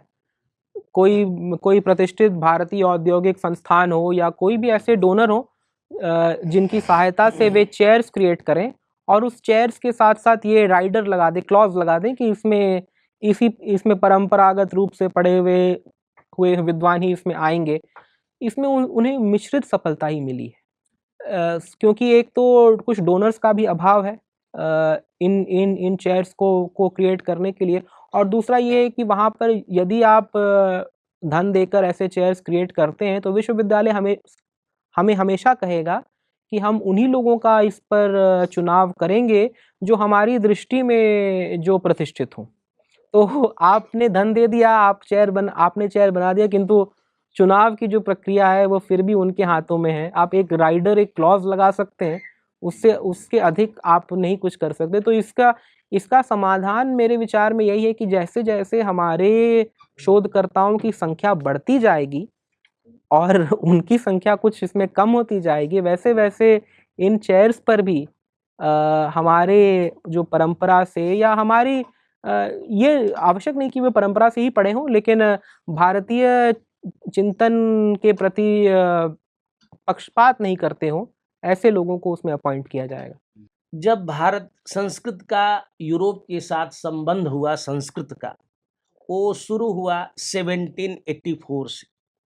उसके पहले भी था, थोड़ा संपर्क था, लेकिन 1784 के साथ जब यूरोप में संस्कृत का प्रचार प्रसार हुआ तो यूरोप के विश्वविद्यालयों में संस्कृत का अध्ययन प्रारंभ हुआ, और बड़ी ऐसी भावना के साथ कि इतनी उत्कृष्ट भाषा, इतना उत्कृष्ट साहित्य, क्रोएशिया जैसा छोटा देश जो अभी अर्जेंटीना जीता और क्रोएशिया का दूसरा नंबर था, 34 लाख की जन आबादी है वहाँ की, तो वहाँ संस्कृत का पहला चेयर शुरू हुआ। ऐसे यूरोप के विभिन्न देशों में संस्कृत का अध्ययन शुरू हुआ। ऑक्सफोर्ड यूनिवर्सिटी में बोडेन चेयर शुरू हुआ। बोडेन कौन थे? तो बोडेन एक सैनिक अधिकारी थे भारत में। उन्होंने अपनी पूरी संपत्ति उस बोडेन चेयर के लिए समर्पित किया और एक चेयर बनाया वहाँ कि संस्कृत का अध्ययन होगा। और उसके पहले प्रोफेसर थे एच.एच. विल्सन। एच.एच. विल्सन ने उन्होंने पुराणों का पर अध्ययन किया, बड़ा उन्होंने अपना जीवन लगाया। यद्यपि वो बाय प्रोफेशन सर्जन थे, कैम्ब्रिज यूनिवर्सिटी में मेडिकल साइंस पढ़ा था, सर्जन थे, लेकिन वो पुराण के अध्ययन अध्यापन में लगे और विष्णु पुराण का ट्रांसलेशन किया। उन्होंने उनके बाद मोनियर विलियम आए। मोनियर विलियम ने एक डिक्शनरी बनाई। उनके जीवन काल में वो डिक्शनरी नहीं प्रकाशित हुई जो संस्कृत इंग्लिश डिक्शनरी है उसके, लेकिन उनके पुत्र ने उनके मृत्यु के 1 वर्ष बाद, क्योंकि अंतिम प्रूफ उन्होंने पढ़ा था, तो वो छापा। उसमें लिखा हुआ है कि बोडेन चेयर किस लिए बन रहा है। बोडेन चेयर इसलिए बन रहा है, उन्होंने कहा जिस प्रकार से क्रिश्चियनिटी के प्रचार प्रसार के लिए विल्सन जी ने कार्य किया, हम भी उसी तरह से काम करेंगे। और बनाया क्या? डिक्शनरी। डिक्शनरी कैसे क्रिश्चियनिटी के प्रचार प्रसार के लिए सफल होगी? तो उन्होंने कहा कि भारत में क्रिश्चियनिटी का प्रचार प्रसार तब तक नहीं हो सकता जब तक उसके ग्रंथ संस्कृत में न हो, और संस्कृत में ईसाई धर्म की किताबें प्रकाशित करने के लिए ये डिक्शनरी महत्वपूर्ण भूमिका निभाई। तो इस प्रकार ऐसे उद्देश्यों को लेकर के कि एक तरफ से धार्मिक उद्देश्य थे, किसी के एकदम शुद्ध अध्ययन के उद्देश्य थे कि संस्कृत इतनी उत्कृष्ट भाषा है, इतना उत्कृष्ट साहित्य है, उसको पढ़ा जाना चाहिए। तो भिन्न भिन्न देशों में भिन्न भिन्न उद्देश्य लेकर के लोगों ने काम किया। अमेरिका में बाद में शुरू हुआ, लेकिन अमेरिका में भी अध्ययन के हार्वर्ड में हार्वर्ड ओरिएंटल सीरीज एक लंबा अभी भी चल रहा वो सीरीज जी। और एक अच्छा ग्रंथों का ट्रांसलेशन हुआ वहाँ। जैसे मैक्स मुलर ने शुरू किया sacred book of the East, लगभग 50 किताबें उन्होंने एडिट की अपने जीवन काल में, पूरा जीवन समर्पित किया। तो इस प्रकार से यूरोप में विभिन्न लोग थे जो अपना जीवन लगाए या कुछ धार्मिक उद्देश्य रहे उनके, लेकिन बहुत काम किया, समर्पित किया जीवन। ये मैक्स मुलर लिखते हैं what can India teach us, जो उनके लेक्चर हैं उसमें उन्होंने लिखा कि हम भी यदि लंदन में दूसरी भाषा पढ़े होते तो हमारा बड़ा सम्मान होता। हमसे कम माने कुछ दूसरा जानने वाले रॉयल एशियाटिक सोसाइटी के सदस्य हैं, हम लोगों को मौका नहीं मिल रहा क्योंकि हम ऐसा विषय पढ़ रहे हैं, ऐसे विषय में काम कर रहे हैं। तो हमेशा से ऐसे विषयों के अध्ययन अध्यापन में जो आचार्य दूसरे विषय में जीवन लगाए उससे कम समय और जीवन लगाए दूसरे विद्वानों का बड़ा सम्मान हुआ। ये उनके मन में रहता रहा, आज भी है कि उनको अधिक धन, अधिक उतना ही परिश्रम करके जो पाणिनि को समझ लिया, वो दुनिया की कौन ऐसी चीज, ऐसा कठिन चीज है जिसको न समझ पाए, तो समझ सकते। लेकिन एक उत्साह के साथ, एक लक्ष्य के साथ हम अपने देश भर के, दुनिया भर के लोग लगते। लेकिन संस्कृत से इतर फील्ड में, जैसे इतिहास के क्षेत्र में, क्योंकि वहाँ धर्म, इतिहास, कल्चर, दर्शन, ये सब हमारे यहाँ जैसे सब समन्वित है, वहाँ भी समन्वित है। तो जब उनको पढ़ते हैं, बाद में उनका उद्देश्य थोड़ा बदला, क्योंकि जैसे भारत को किस दृष्टि से देखा जाए। अब देखिए महाभारत ही है, महाभारत को इतिहासकार हिस्टोरिकल टेक्स्ट नहीं मानते। तो पहले इतिहास जो पॉलिटिकल थियरी, पॉलिटिकल विषय ही इतिहास के विषय होते थे, पॉलिटिकल हिस्ट्री होती। बाद में सोशल हिस्ट्री भी हिस्ट्री का विषय हुआ। तो ये सारा जो झगड़ा है इंटरप्रिटेशन का, वो हिस्ट्री से लेकर है। तो जब महाभारत में द्रौपदी और ये पांडव, ये हिस्टोरिकल नहीं है, ऐतिहासिक नहीं। इतिहास में न वो जगह देते हैं, न हमारे यहाँ उनसे ट्रेंड हिस्टोरियन जगह देते हैं। लेकिन द्रौपदी हुई थी, ये हिस्टोरिकल फैक्ट। द्रौपदी के साथ गलत व्यवहार हुआ, ये हिस्टोरिकल फैक्ट। रामायण नहीं हुआ, लेकिन सीता का परित्याग हिस्टोरिकल फैक्ट।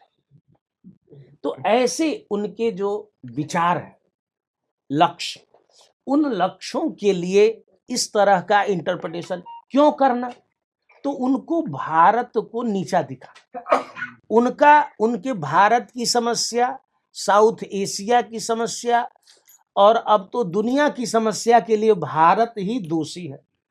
भारत की किताबें दोषी हैं, भारत की संस्कृति, ऐसा उनका दृष्टिकोण। इसीलिए जब वो टेक्स्ट लेते हैं, उनका ज्यादा अध्ययन, जैसे आपने रिसर्च की बात की, about the text, about the author. सिद्धांत कौमुदी पर एक अमेरिका से विद्वान आएगा, अबाउट द टेक्स्ट इतना जानता होगा, लेकिन मुनित्रयम नमस्कृत्य की को परिभाषित नहीं कर सकते, क्योंकि अबाउट द टेक्स्ट उनका जो ज्ञान है, जो उनका सर्वेक्षण है, रिव्यू है, वो ज्यादा है। अबाउट द ऑथर तो क्यों है? क्योंकि वो पहले टेक्स्ट को लेते हैं, टेक्स्ट की एथेंटिसिटी को क्वेश्चन करते हैं, दूसरा आथर को क्वेश्चन करते। यही आथर है, चाणक्य है कि कौटिल्य है कि चाणक्य है, इस पर क्वेश्चन कर देंगे कि ये आथर है ही। दूसरा, फिर उसके कंटेंट को ऐसे चयन करेंगे कि जिससे एक गलत इंटरप्रिटेशन, इसीलिए वो पूरा संदर्भ नहीं लेते, एक छोटे से कोटेशन को लेंगे। जैसे एलएम बासन बड़े भारी हिस्टोरियन, हार्वर्ड के, ऑक्सफोर्ड यूनिवर्सिटी के थे, उनसे ही ट्रेंड यहाँ भारत भर में, दुनिया भर में। उन्होंने लिख लिया कि भारत में पुरुष बलि की प्रथा ऋग्वेद काल से शुरू हुई, और एक लाइन लिया, पुरुषेण हविषा देवा यज्ञमतन्वत। तो टेक्स्ट को, आथर को और कंटेंट पर इतना क्वेश्चन कर देंगे कि पढ़ने वाले को लगेगा ये सब बेकार है। और यही उनका उद्देश्य है, यही उनका उद्देश्य है कि उसको प्रश्नांकित करना, जिससे आपकी श्रद्धा न बन पाए, जिससे आप ये न सोच पाए ये महत्वपूर्ण ग्रंथ है, ये महत्वपूर्ण आथर है, और इसके बारे में हमेशा गलत दृष्टिकोण ही आप में बने। इस प्रकार से उन लोगों ने किया। पढ़ने की, पढ़ाने की जो समस्या की संस्कृत मीडियम, ये भारत में जब उन्होंने 1800 कुछ के बाद, जब इंडिया में मैकाले के 1835 के बाद जब इंडिया में शुरू हुआ आधुनिक एजुकेशन की प्रणाली, विश्वविद्यालय, तो उस सारे विश्व, क्योंकि हमने ऑक्सफोर्ड यूनिवर्सिटी का मॉडल अपनाया, उसी मॉडल ब्रिटिश एजुकेशन पॉलिसी को हमने लिया, अमेरिकन नहीं रहा हमारा। अब हम अमेरिकन बनने जा रहे हैं। अब जो एजुकेशन प्रणाली है वो अमेरिकन मॉडल पर आने वाली है, लेकिन जो प्राचीन भी भारत में 75 साल से चल रही थी वो ब्रिटिश मॉडल था। और उसमें उन्होंने ये लिया कि यहाँ भारत में संस्कृत अंग्रेजी माध्यम से पढ़ाया जाता। दिल्ली विश्वविद्यालय में BHU में 71, दिल्ली विश्वविद्यालय में संस्कृत डिपार्टमेंट में 71 तक संस्कृत अंग्रेजी माध्यम से पढ़ाया। 71 में हुआ कि चलो हिंदी मीडियम भी एक शुरू कर दिया जाए, लेकिन अंग्रेजी और हिंदी मीडियम 2 शुरू हुए। BHU में संस्कृत डिपार्टमेंट, अंग्रेजी माध्यम से संस्कृत पढ़ाई जाए। तो उन्होंने, उससे क्या हुआ अंग्रेजी माध्यम पढ़ाने से, क्योंकि उनका उद्देश्य नहीं था कि संस्कृत ज्ञान परंपरा को बढ़ाना, जो कुछ है उसको पढ़ के ट्रांसलेट करके निकाल ले। इसीलिए वहां पर मैं अल्स्टर यूनिवर्सिटी में गया संस्कृत कार्यक्रम के लिए कि इनको पढ़ाना, ICCR ने भी कहा, लेकिन मैं दोबारा नहीं गया। तो उनके अध्यापकों के लिए मैंने वर्कशॉप किया, जो हिस्ट्री में केल्टिक लैंग्वेज डिपार्टमेंट जो संस्कृत पढ़, उनको जब संस्कृत माध्यम, तो उन्होंने कहा कि एक बड़े सीनियर प्रोफेसर थे केल्टिक लैंग्वेज डिपार्टमेंट, उन्होंने कहा कि मैं जर्मनी में संस्कृत पढ़ा था, लेकिन आपने संस्कृत माध्यम से संस्कृत इतनी सरल हो सकती, इतने अच्छे से हम सीख सकते हैं, ये पहली बार मुझे ज्ञान। बहुत सीनियर प्रोफेसर थे। तो उन्होंने कहा इस तरीके से हमें यूरोप में क्यों नहीं संस्कृत पढ़ाई जाती है कि हम अच्छी तरह से इसकी सीख सकें, क्योंकि उनका उद्देश्य संस्कृत का विकास नहीं, उनका उद्देश्य संस्कृत ज्ञान परंपरा का वर्धन नहीं है। अब जैसे डेथ ऑफ संस्कृत उन्होंने शुरू कहाँ से की? डेथ ऑफ संस्कृत की शुरुआत अडवाणी जी की रथ यात्रा से शुरू हुई। माने पूरा पॉलिटिकल थियरी एक ऐसा उन्होंने राम की मूर्तियों को शुरू किया कि राम की कैसी तस्वीर बनती थी। माने वो एक विद्वान लगी नहीं रहे, एक पॉलिटिकल थिंकर की तरह पॉलिटिक्स कर रहे। तो वो उस तरह के इन सारे चीजों को पढ़ने के, अब ये है कि स्वतंत्रता है, वो जो चाहे वो कह सकते हैं, पढ़ सकते हैं, लेकिन हमें इसमें घबराने की जरूरत नहीं है, क्योंकि वो उनका विश्वविद्यालय, वो जाने। अब जैसे शोध लेख की बात है, शोध लेख क्यों लिखना, क्यों इतना रिसर्च करना? यहाँ विद्वान तब लिखता था जब उसे कुछ कहने के लिए बात होती थी, नई बात हो, नया कुछ हो, तब तो हम लिखें। वहाँ ये उनको नया हो या ना हो, असिस्टेंट प्रोफेसर है, 5 रिसर्च पेपर रिव्यूड जर्नल में छपे नहीं तो उनका प्रमोशन नहीं होना है, उनका एक्सटेंशन नहीं होना है, तो उनको किताब लिखना, पेपर लिखना मजबूरी। अब हमारे भी आ रहा है कि आप इतने पेपर नहीं लिखेंगे तो लिख रहे हैं, रोज पेपर पत्रिकाएं छप रही हैं और फटाफट लेख, 1 महीने में 50 लेख छप जाएंगे। अब इस बार हमारा 3रा नंबर आया है दुनिया भर में लेख लिखने का रिसर्चेज में हम, क्योंकि हम लोग किसी से कम थोड़ी हैं, क्योंकि हम दुनिया का टफेस्ट एग्जाम IIT है, जहाँ यहाँ 17 लाख बच्चे पढ़ते, इन एग्जाम देते। तो वहाँ तो ऐसा कोई टफ एग्जाम है नहीं प्रवेश के लिए, इसीलिए हमारे में योग्यता है। ऐसा मैं नहीं कर रहा हूँ कि दुनिया भर में योग्य लोग नहीं हैं, योग्य लोग हैं, समर्पित है, अलग अलग तरीके के लोग हैं, अलग अलग ढंग से संस्कृत पढ़ रहे हैं और दुनिया भर में काम हो रहा है। अभी मैं भारत दुनिया भर में जो संस्कृत के लिए काम करते हैं उसको भारत सरकार एक प्रतिष्ठित विद्वान को सम्मान करता है। उस ज्यूरी का मैं अनेक वर्षों से सदस्य हूँ। तो इस बार उसकी मीटिंग हुई ICCR के में, तो ये हुआ कि किस विद्वान को, सबकी लिस्ट आई, तो मुझे एक महिला, एक यूरोपियन देश की, वो वर्षों से उनका जो जन्म तिथि है 1927 है।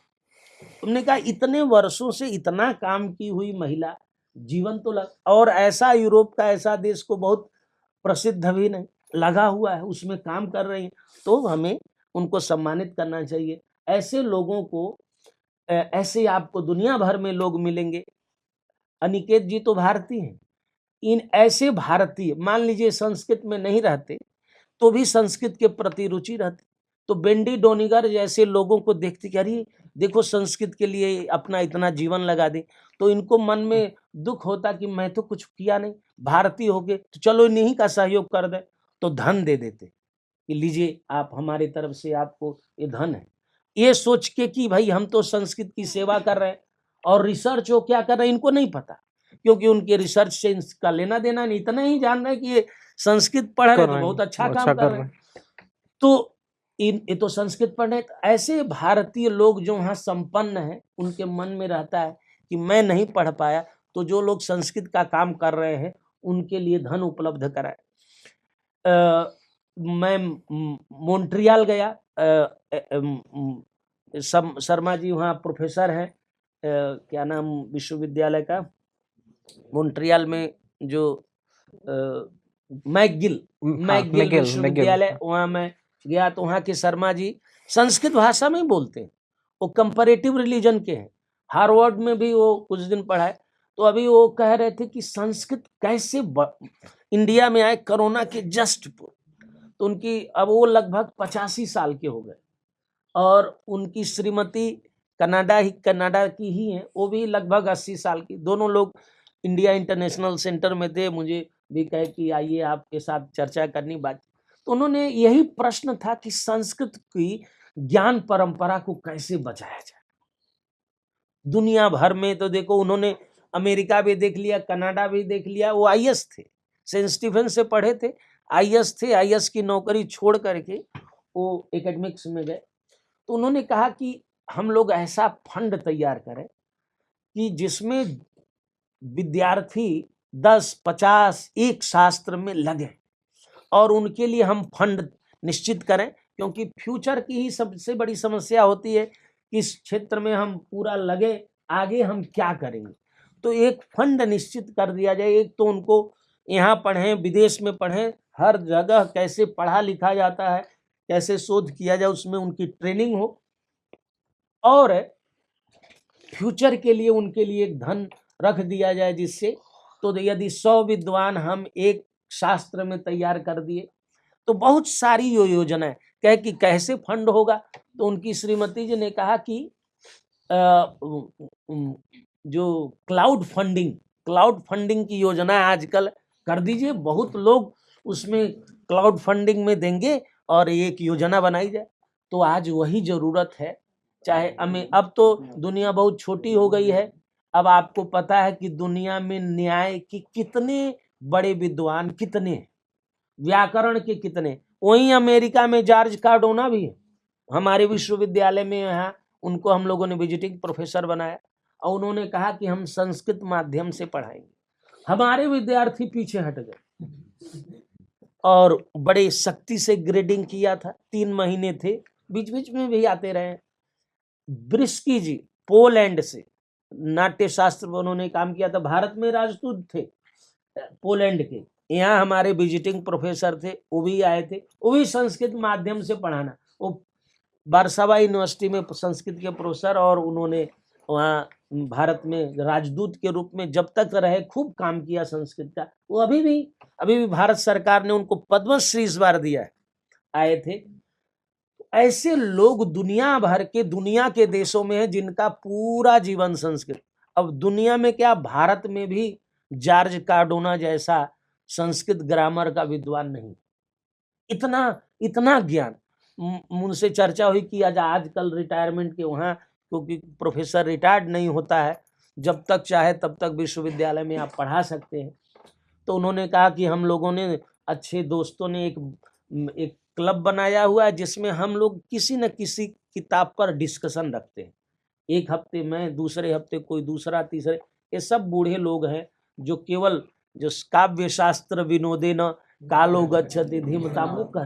तो अब सोचिए संस्कृत के प्रोफेसर विद्वान, तो दृष्टियां भिन्न भिन्न है। जैसे अनिकेत जी ने कहा, अब पढ़ाने का ढंग, क्योंकि उनका अपना तरीका है।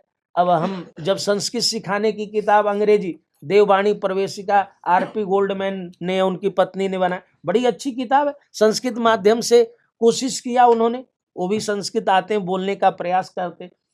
तो शुरू होता है वर्णमाला से। हमारी संस्कृत सिखाने वाली किताब वर्णमाला से शुरू नहीं होती, क्योंकि उनको पहले पढ़ना है।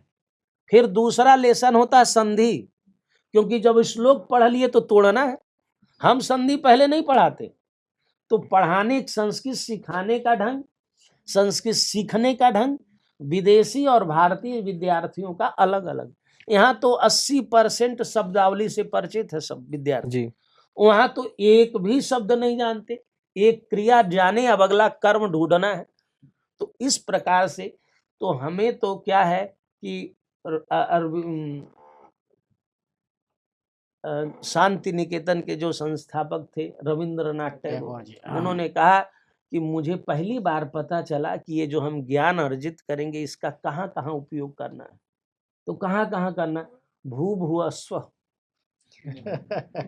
तो हम लोग जो ये पढ़ लिख लेंगे, ये केवल यूपी बिहार में नहीं प्रचार प्रसार करना है, दुनिया भर। हमारा पहला डायस्पोरा ज्ञान के प्रचार के लिए दुनिया भर में गया। अब हम लोग नौकरी करने जा रहे हैं, पहले हम ज्ञान के प्रचार के लिए दुनिया के विभिन्न देशों में जाते थे। तो अब वही खूब अच्छा हमें विद्वान बनना है और अच्छा शोध करना है, अच्छा काम करना है। शोध की जो पांडुलिपियों का है, अब कहाँ से शुरू हुआ, क्रिटिकल एडिशन बाइबल से शुरू हो करके उनको, हमारे तो पूरे के टेक्स्ट याद थे। मैक्स मूलर से पूछा कि भाई वेद कितना पुराना, कहा लोग हमसे पूछते हैं वेद कितना पुराना है, तो कहा मैं कब से डेट इसका डेटिंग करूं, जब से ये पांडुलिपि मिली तब से, जब से छपी तब से। कहा इसका डेट हम डिसाइड नहीं। डेथ ऑफ संस्कृत, उनसे भी पूछा गया कि संस्कृत जीवित है कि नहीं, लोग बोलते हैं कि नहीं। तो उन्होंने कहा मैं क्या बताऊं, आज ही मुझे कलकत्ता से एक चिट्ठी आई है जो संस्कृत में आई, और संस्कृत में ये है कि 2 विद्वानों का शास्त्रार्थ होना है और कलकत्ता में होना है। एक महाराष्ट्र से आ रहे हैं, कलकत्ता के हैं, दोनों का शास्त्रार्थ संस्कृत में होगा। तो लोग समझते होंगे तभी तो संस्कृत में शास्त्रार्थ हो रहा। और 2 संस्कृत की पत्रिकाएं हमारे पास आई हैं, तो हम क्या कहें संस्कृत। तो ये प्रश्न वो लोग करते रहते हैं। ग्रीक, लैटिन, यहाँ बहुत सारे कैजुअल स्टूडेंट फ्रांस से आते थे। अभी कोरोना के काल ये सब बंद हो गया, तो एक फ्रांस से 3 लड़कियां आई थी, तो कोर्स हमारा ली थी।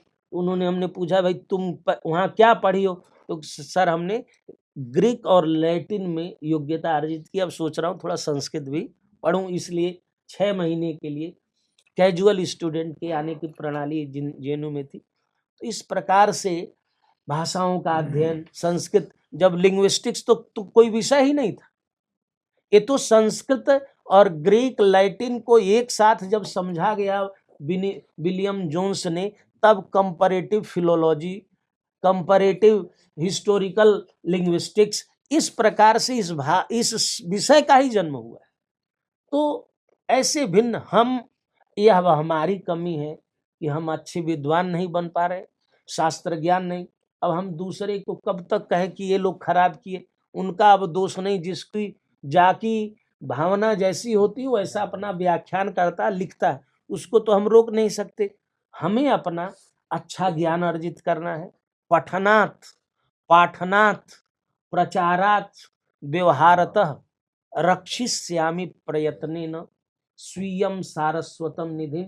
ये हम लोगों का दायित्व है कि नाट्यशास्त्र हो, अर्थशास्त्र हो, जो भी हमारे भिन्न भिन्न शास्त्र, अष्टादश विद्याएं हों, चतुर्दश विद्याएं हों, 24-50 इतनी विद्याओं की लिस्ट है।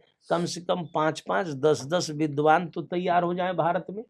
इतने ग्रंथ हैं जिनके अनुवाद नहीं है अच्छे, न हिंदी अनुवाद, न अंग्रेजी अनुवाद, न उसके अच्छे क्रिटिकल एडिशन।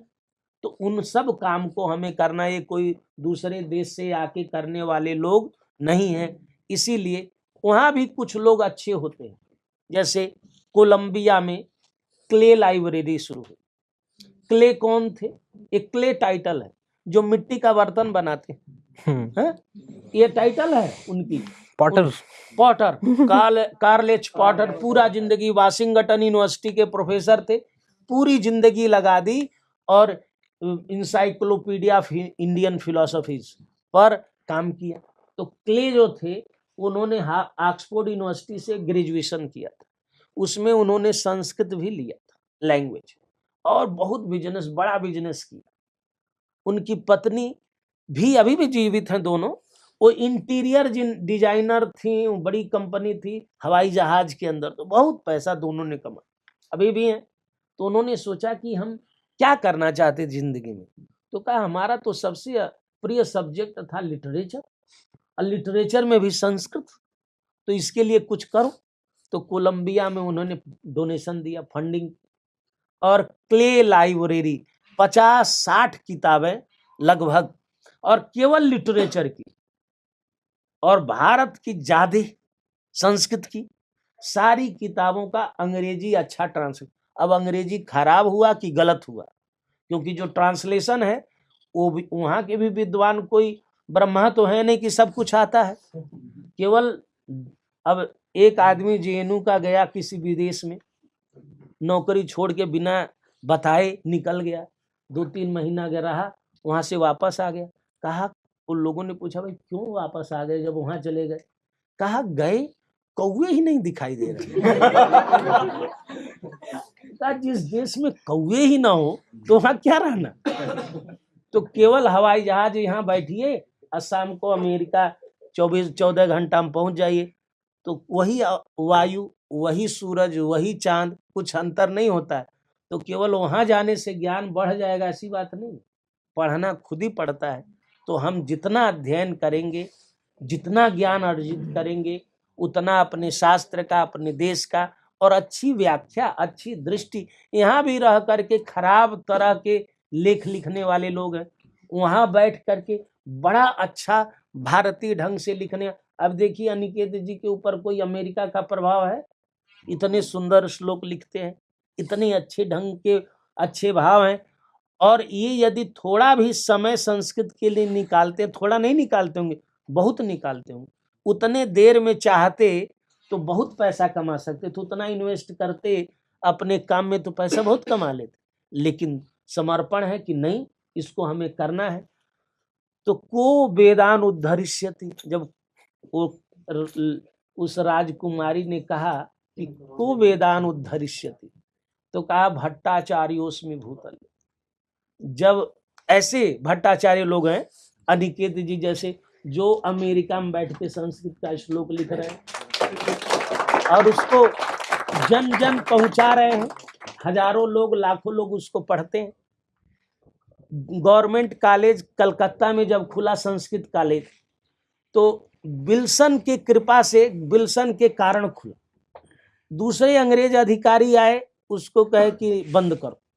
फिर उन्होंने चिट्ठी लिखी विल्सन को कि देखिए आपने तो खुलवा दिया, अभी कर रहे हैं। तो उन्होंने फिर प्रयास करके चिट्ठी लिख करके फिर उसको चलवा दिया। फिर दोबारा वहाँ के अधिकारी लोग समस्या किए कि नहीं नहीं बंद होगा, तो विल्सन को चिट्ठी लिखी। तो विल्सन ने लिखा यावत स्थास्यन्ति, उन्हीं का श्लोक है, यावत स्थास्यन्ति गिरयः सरितश्च महीतले तावत संस्कृत भाषा लोकेषु प्रचरिष्यति। और लिखा, और भी श्लोक लिखे कि नहीं है कि संस्कृत दुर्वा है।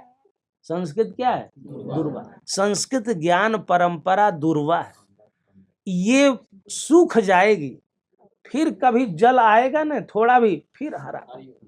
तो इस प्रकार से किसी देश में खत्म होती है तो दूसरे देश में संस्कृत, हम लोग शुरू में हमारे गुरुजी व्याख्यान बनाते, संस्कृत क्यों पढ़ें, कैसे पढ़ें, क्या पढ़ें, तो क्या है, संस्कृत किसी एक देश की भाषा नहीं है, किसी एक प्रांत की भाषा नहीं है, किसी एक क्षेत्र की भाषा नहीं है, ये पूरे विश्व की भाषा है।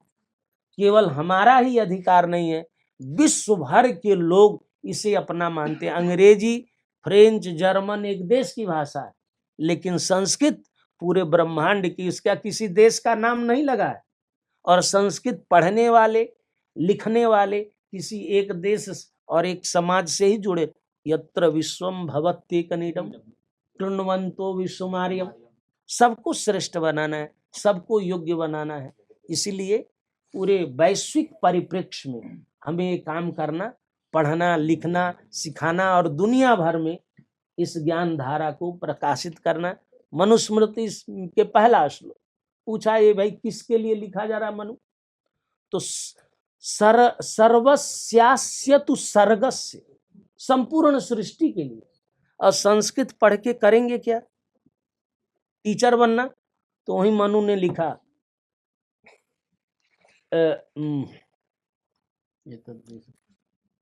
सेनापत्यम च राज्यं च दंड नेतृत्वमेव च सर्वलोकाधिपत्यम च वेद शास्त्र विदर। सेनापत्यम च राज्यम च दंड नेतृत्वमेव, टीचिंग नहीं है,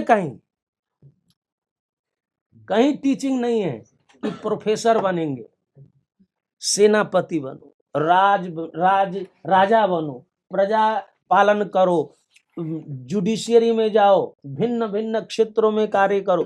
सर्वलोकाधिपत्यम च, अब सर्वलोकाधिपत्य क्या है, तो वर्ल्ड बैंक में जाओ, WHO में जाओ, IMF में जाओ, वहां से पूरे दुनिया भर की पॉलिसी, नेतृत्व, ये वेद शास्त्र विदर रहती। तो हमारे पढ़ लिख कर दायरा बहुत व्यापक है और एक से एक लोग इसमें लगे हुए हैं। एक इंटरव्यू आया, आप अर्थशास्त्र के हैं, मोन्टेग सिंह अहलुवालिया, ये हमारे योजना आयोग के अध्यक्ष थे, बहुत बड़े अर्थशास्त्री, उनकी पत्नी भी अर्थशास्त्री, वो भी बहुत उत्कृष्ट, दोनों कलकत्ता में पढ़े लिखे। तो उन्होंने कहा कि मेरे दो प्रिय सब्जेक्ट थे, इकोनॉमिक्स और संस्कृत, और मैं संस्कृत मेरा नंबर 1 था, मैंने संस्कृत में ज्यादा रुचि थी। लेकिन मेरे फादर ने कहा कि देखो कैरियर की दृष्टि से इकोनॉमिक्स करो, और संस्कृत तो कहा उन्होंने, कैरियर की दृष्टि से मैंने इकोनॉमिक्स तो ले लिया, लेकिन संस्कृत से प्रेम मेरा कभी नहीं है। और आज भी मैं संस्कृत, तो आजकल भारत में जितने इकोनॉमिक्स वाले हैं, जैसे अभी विवेक देव राय हैं, दूसरे एक और सान्याल जी हैं, ये सब लोग प्रधानमंत्री के आर्थिक एडवाइजरी कमेटी के सदस्य, सब पढ़ रहे हैं संस्कृत। तो हमें इनको करना है, हम तो लोग संस्कृत के ही मुख्य रूप से पढ़ रहे हैं, लेकिन विभिन्न शास्त्रों के पढ़ने वाले दुनिया भर में पढ़े, और जो पढ़ेगा वो बढ़ेगा। ये कोई छोटा मोटा काम नहीं है, कोई टैबलेट नहीं कि खा लिया और आ जाएगा। संस्कृत में श्लोक लिखना छोटी मोटी बड़ी कम बात नहीं है, कितना मेहनत किया होगा अनिकेत जी ने, तब उसमें गति हुई होगी। तो बहुत सुंदर व्याख्यान किया, और इसका आयोजन शर्मा जी ने किया। शर्मा जी इतने बड़े कवि हैं, लिखते रहते हैं, दिन भर लिखते रहते हैं। और इस प्रकार से यह बहुत अच्छा आयोजन रहा। ये आप यहाँ आए और दुनिया भर में इस काम को आगे बढ़ाना है कि दुनिया भर के लोग श्लोक लिखें, संस्कृत बोले। हमारे गुरुजी ने संस्था बनाई, सार्वभौम संस्कृत प्रचार संस्थान, सार्वभौम। तो कर्ण सिंह ने पूछा कि पंडित जी आपने 1935 में संस्थान बनाया, कि पंडित जी आपने संस्था का नाम तो रख लिया सार्वभौम संस्कृत प्रचार संस्था, कैसे करेंगे, कैसे दुनिया भर में जाएंगे? तो उन्होंने कहा कि अब प्रयास करेंगे। कहा नहीं, आप हमारे घर रहिए 10-15 दिन, हम यहीं चाणक्यपुरी में रहते हैं, यही दुनिया भर के दूतावास हैं। आप एक एक दूतावास में जाइएगा, एक एक दिन आप समझिएगा कि एक देश के दूतावास में गए तो एक देश में संस्कृत का प्रचार हो गया। इतना एक एक लोगों ने अपना पूरा जीवन लगा दिया इस कार्य को करने में। तो हम लोग तो इतने अच्छे विश्वविद्यालय में इतना अच्छे ढंग से पढ़ने का अवसर मिला है और हम किसी से कम नहीं। ये बोध के साथ, ये आत्मविश्वास के साथ जब आप आगे बढ़ेंगे तो बहुत बड़ा उत्कर्ष होगा भारत का, हमारी ज्ञान परंपरा का और हमारी संस्कृति का। हमारे डॉक्टर विजेंद्र सिंह जी व्याकरण शास्त्र में परिनिष्ठित, पूरी अष्टाध्यायी इनको कंठस्थ है, पूरा गुरुकुल प्रणाली से पढ़े हैं। उस गुरुकुल के विद्यार्थी हैं जिसमें रामदेव जी ने पढ़ा। रामदेव जी के जो गुरु हैं वो भी इनके गुरु हैं। डॉक्टर टी महेंद्र जी ये साहित्य शास्त्र के, नाट्य शास्त्र के इतने मर्मज्ञ विद्वान, इन्होंने ऐसा एक कोष बनाया जिसमें अंताक्षरी के लिए सारे संस्कृत साहित्य के ऐसे रत्नों को इकट्ठा करके राष्ट्रीय संस्कृत संस्थान ने प्रकाशित किया। दुनिया भर में या भारत में जितना भी ये डाक टिकट, किसी भी प्रकार का संस्कृत से संबद्ध कोई भी डाक टिकट या किसी विद्वान की स्मृति में, उस सब का संकलन किया, उसका विश्लेषण किया, वो भी राष्ट्रीय संस्कृत संस्थान ने अनेक योजनाएं। तो साहित्य शास्त्र, नाट्य शास्त्र में मर्मज्ञ, शर्मा जी व्याकरण। तो इस प्रकार से हम सभी लोग, और आप इतने योग्य विद्यार्थी, हमारे विद्यार्थी बड़े योग्य हैं, क्योंकि ये भारतवर्ष के अखिल भारतीय स्तर पर परीक्षा होती है। 600-700 विद्यार्थी बैठते हैं, जिसमें से हम 30, 40, 50 विद्यार्थी का चयन करते हैं। वो आजकल 60 हो गया है कुछ, क्योंकि एक नंबर बराबर आ जाने वाले भी बहुत होते हैं। तो इस प्रकार से भी भारत के छठे छठाए विद्यार्थी, और इनकी उपलब्धि ये है कि यूजीसी इतनी बड़ी परीक्षा होती है, उसमें 90% हमारे विद्यार्थी एमए करते ही उनको ये स्कॉलरशिप मिल जाती है। भारत के किसी भी विश्वविद्यालय में सिलेक्शन हो रहा हो तो इनका ही सिलेक्शन, और इलाहाबाद में हुआ एक साथ 12-13 विद्यार्थी, आयोग में होता तो इतने विद्यार्थी। तो ये दुनिया के किसी विश्वविद्यालय में जाएं, पढ़ें, पढ़ाएं तो इनका, क्योंकि इनको तो हम यही कहते भाई लखनऊ से दिल्ली आ गए, अब दिल्ली से लखनऊ थोड़ी जाना है, पुनर्मुसको भाव थोड़ी होना। अब यहाँ से तुम लंदन जाओ, कहीं आगे जाओ, दूसरे देश में जाओ, प्रचार प्रसार करो। तो ये बड़े उत्कृष्ट हैं और ये बड़ा अच्छा अवसर मिला कि आप यहाँ आए। इस वर्ष स्वतंत्रता का अमृत महोत्सव मनाया गया था, उस पर उत्तर प्रदेश संस्कृत संस्थान के द्वारा एक पुस्तक प्रकाशित होने वाला है, कुछ विलंब है उसमें, स्वातंत्र रसायनम करके। उसमें भारतवर्ष के सभी कवियों से को आमंत्रित किया गया था। तो मुझे बताया गया है कि यह भी उसमें प्रकाशित होगा। तो यह है श्री भारतेश्वरी स्तोत्रम। जैसे आपने सुना होगा महिषासुरमर्दिनी स्तोत्र, उसी छंद में, उसी लय में लिखा गया यह भारत माता की ये वंदना है। तो मैं यहाँ पर आपके सामने यह प्रस्तुत करता हूँ। श्री भारतेश्वरी स्तोत्रम। अयि गिरिराज किरीट विभूषिणी वारिधि सेवित धौत पदे। अयि गिरिराज किरीट विभूषिणी वारिधि सेवित धौत पदे। जनगण मानस धाम विहारिणी कानन शैल विहार रते। मुनिवर वंदित सैन्य सुरक्षित दैन्य निवारिणी पुण्यधरे। जय जय भारत राष्ट्र जनेश्वरी पावन मेदिनी देवनुते। जय जय भारत राष्ट्र जनेश्वरी पावन मेदिनी देवनुते। अयि नवकेशर कुमकुम रंजित दीप्त समुन्नत भाल धरे। अयि नवकेशर कुमकुम रंजित दीप्त समुन्नत भाल धरे। सुरतटिनी जल मौक्तिक हार सुशोभित कंबुक कंठ तले। सुरभित पुष्प पराग परिष्कृत पुष्कर पल्लव पुंज पटे।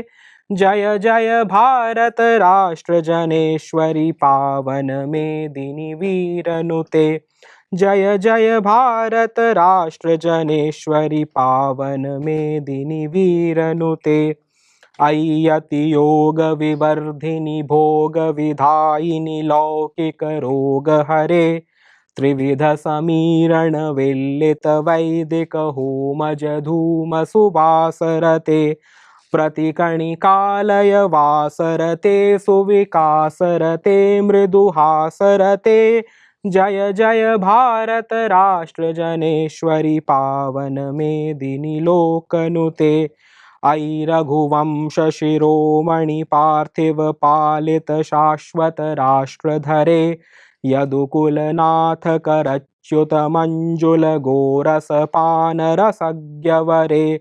कुरुकुल संयुग शौर्य यशो गुण संघ महास्वन गानरते। जय जय भारत राष्ट्र जनेश्वरी पावन मेदिनी भूपनुते। आगे कुछ लंबा है, कुछ ही अंश में यहाँ अब कुछ सुना देता हूँ। अयि पुरपत्तन खेटक कानन पर्वत कंदर वासरते। मुनिगण पर्ण कुटी मुपगम्य महीपति शेखर पीठ गते। शुकपिक वृंद निनादरते नीलताल तरंगित नृत्यरते। जय जय भारत राष्ट्र जनेश्वरी पावन मेदिनी सर्वनुते। अयि कनकाचल श्रृंग निवासिनी निर्धन वेश्म विलासरते। वसन विहीन विषण्ण विलोचन संभृत मान विशाल बले। शिशुवदन स्थित केलि समुत्थित सोम सुधामय भासरते। जय जय भारत राष्ट्र जनेश्वरी पावन मेदिनी निस्वनुते। अब इस श्लोक में वंदे मातरम का कुछ भाव मैंने समाहित किया है। अयि शत कोटि सुतादिक पालिनी लक्ष्य भटाधिप सैन्य धरे। द्विगुणित बाहु धृतोद्धत शस्त्र सुरक्षित दुर्गम दुर्ग धरे। अमित जनाश्रय दान परे करुणामृत पूरित कुंभ धरे। जय जय भारत राष्ट्र जनेश्वरी पावन मेदिनी विश्वनुते। जय जय भारत राष्ट्र जनेश्वरी पावन मेदिनी विश्वनुते। बस एक दो श्लोकों के साथ समाप्त करूंगा। अयि शुभदे जननि त्रिदशालय राज समीहित रेणुलते। मिलित विहंगम कूजित निर्जर पूजित मोक्षदतोयलते। मम जनि भूः पितृभूः प्रिय भूशुचि भूकृति भूर्गति भूर्वसुदे। जय जय भारत राष्ट्र जनेश्वरी पावन मेदिनी पुत्रनुते। इसके बाद कुछ विभिन्न पर्वतों नदियों आदि का भी वर्णन है, एक दो ही सुनाता हूँ। अयि मृगराज महागज राज समाज विराजित विंध्यनुते। अयि मृगराज महागज राज समाज विराजित विंध्यनुते। स्थविर जनालय दिव्य शिवालय शुभ्र हिमालय सानुनुते। मलयज वीजित मेघदलावृत चारु गुहाचल नीलनुते। जय जय भारत राष्ट्र जनेश्वरी पावन मेदिनी शैलनुते। जय जय भारत राष्ट्र जनेश्वरी पावन मेदिनी शैलनुते। अब अंतिम श्लोक। इह विरमामि रमे प्रणमामि रमे तव कीर्ति निकुंजवने। इह विरमामि रमे प्रणमामि रमे तव कीर्ति निकुंजवने। यदि न जपामि सुनाम नयामि शमं कथयाम्यनृतं न शिवे। अयि रसनाबलमेव दयामयि देहि च मे चरते भुवने। जय जय भारत राष्ट्र जनेश्वरी पावन मेदिनी भक्तनुते। जय जय भारत राष्ट्र जनेश्वरी पावन मेदिनी भक्तनुते। इत्येवं धन्यवाद। जब राष्ट्रभक्ति की बात आती है तो मैं 2 श्लोक मैं भी सुना देता हूँ आपको। स्वतंत्रता का अमृत महोत्सव जी, और बिल्कुल स्वागत। स्वरचित और बिल्कुल नए पद्य हैं ये। विभिन्न धर्माश्रित भारतस्य मे, विभिन्न धर्माश्रित भारतस्य मे प्रियस्य देशस्य महायशस्विनः, विभिन्न धर्माश्रित भारतस्य मे प्रियस्य देशस्य महायशस्विनः प्रतीयतेयं नवकीर्तिमानः स्वतंत्रताया अमृतोत्सवः शुभः। अहो समेषां हृदये निवासिनः सुभारतस्यास्य मनोहर प्रियः। अमृत महोत्सव को ही लेकर के लिखा है जी। अहो समेषां हृदये निवासिनः सुभारतस्यास्य मनोहर प्रियः सुशोभतेयं परमोज्ज्वलो नवः स्वतंत्रताया अमृतोत्सवः शुभः। नवीन शक्त्या सह पूर्ण साधनो विशाल राष्ट्रस्य मनोरमः प्रिये।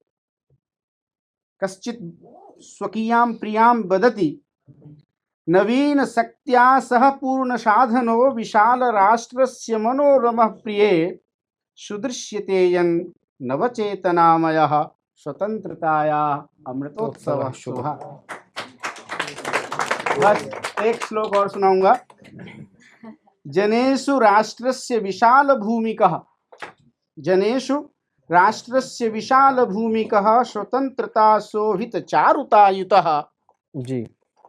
जनेषु राष्ट्रस्य विशाल भूमिकः स्वतंत्रता शोभित चारुतायुतः प्रतीति मायाति विशेषतावृतः, प्रतीति मायाति विशेषतावृतः स्वतंत्रताया अमृतोत्सवः शुभः। विभात्यवश्यं परितोति सुंदरो, विभात्यवश्यं परितोति सुंदरो विभिन्नतायामयमेकतामयः। वाह वाह। विभात्यवश्यं परितोति सुंदरो विभिन्नतायामयमेकतामयः अखंडताया परमोपदेशकः स्वतंत्रताया अमृतोत्सवः। बहुत साथ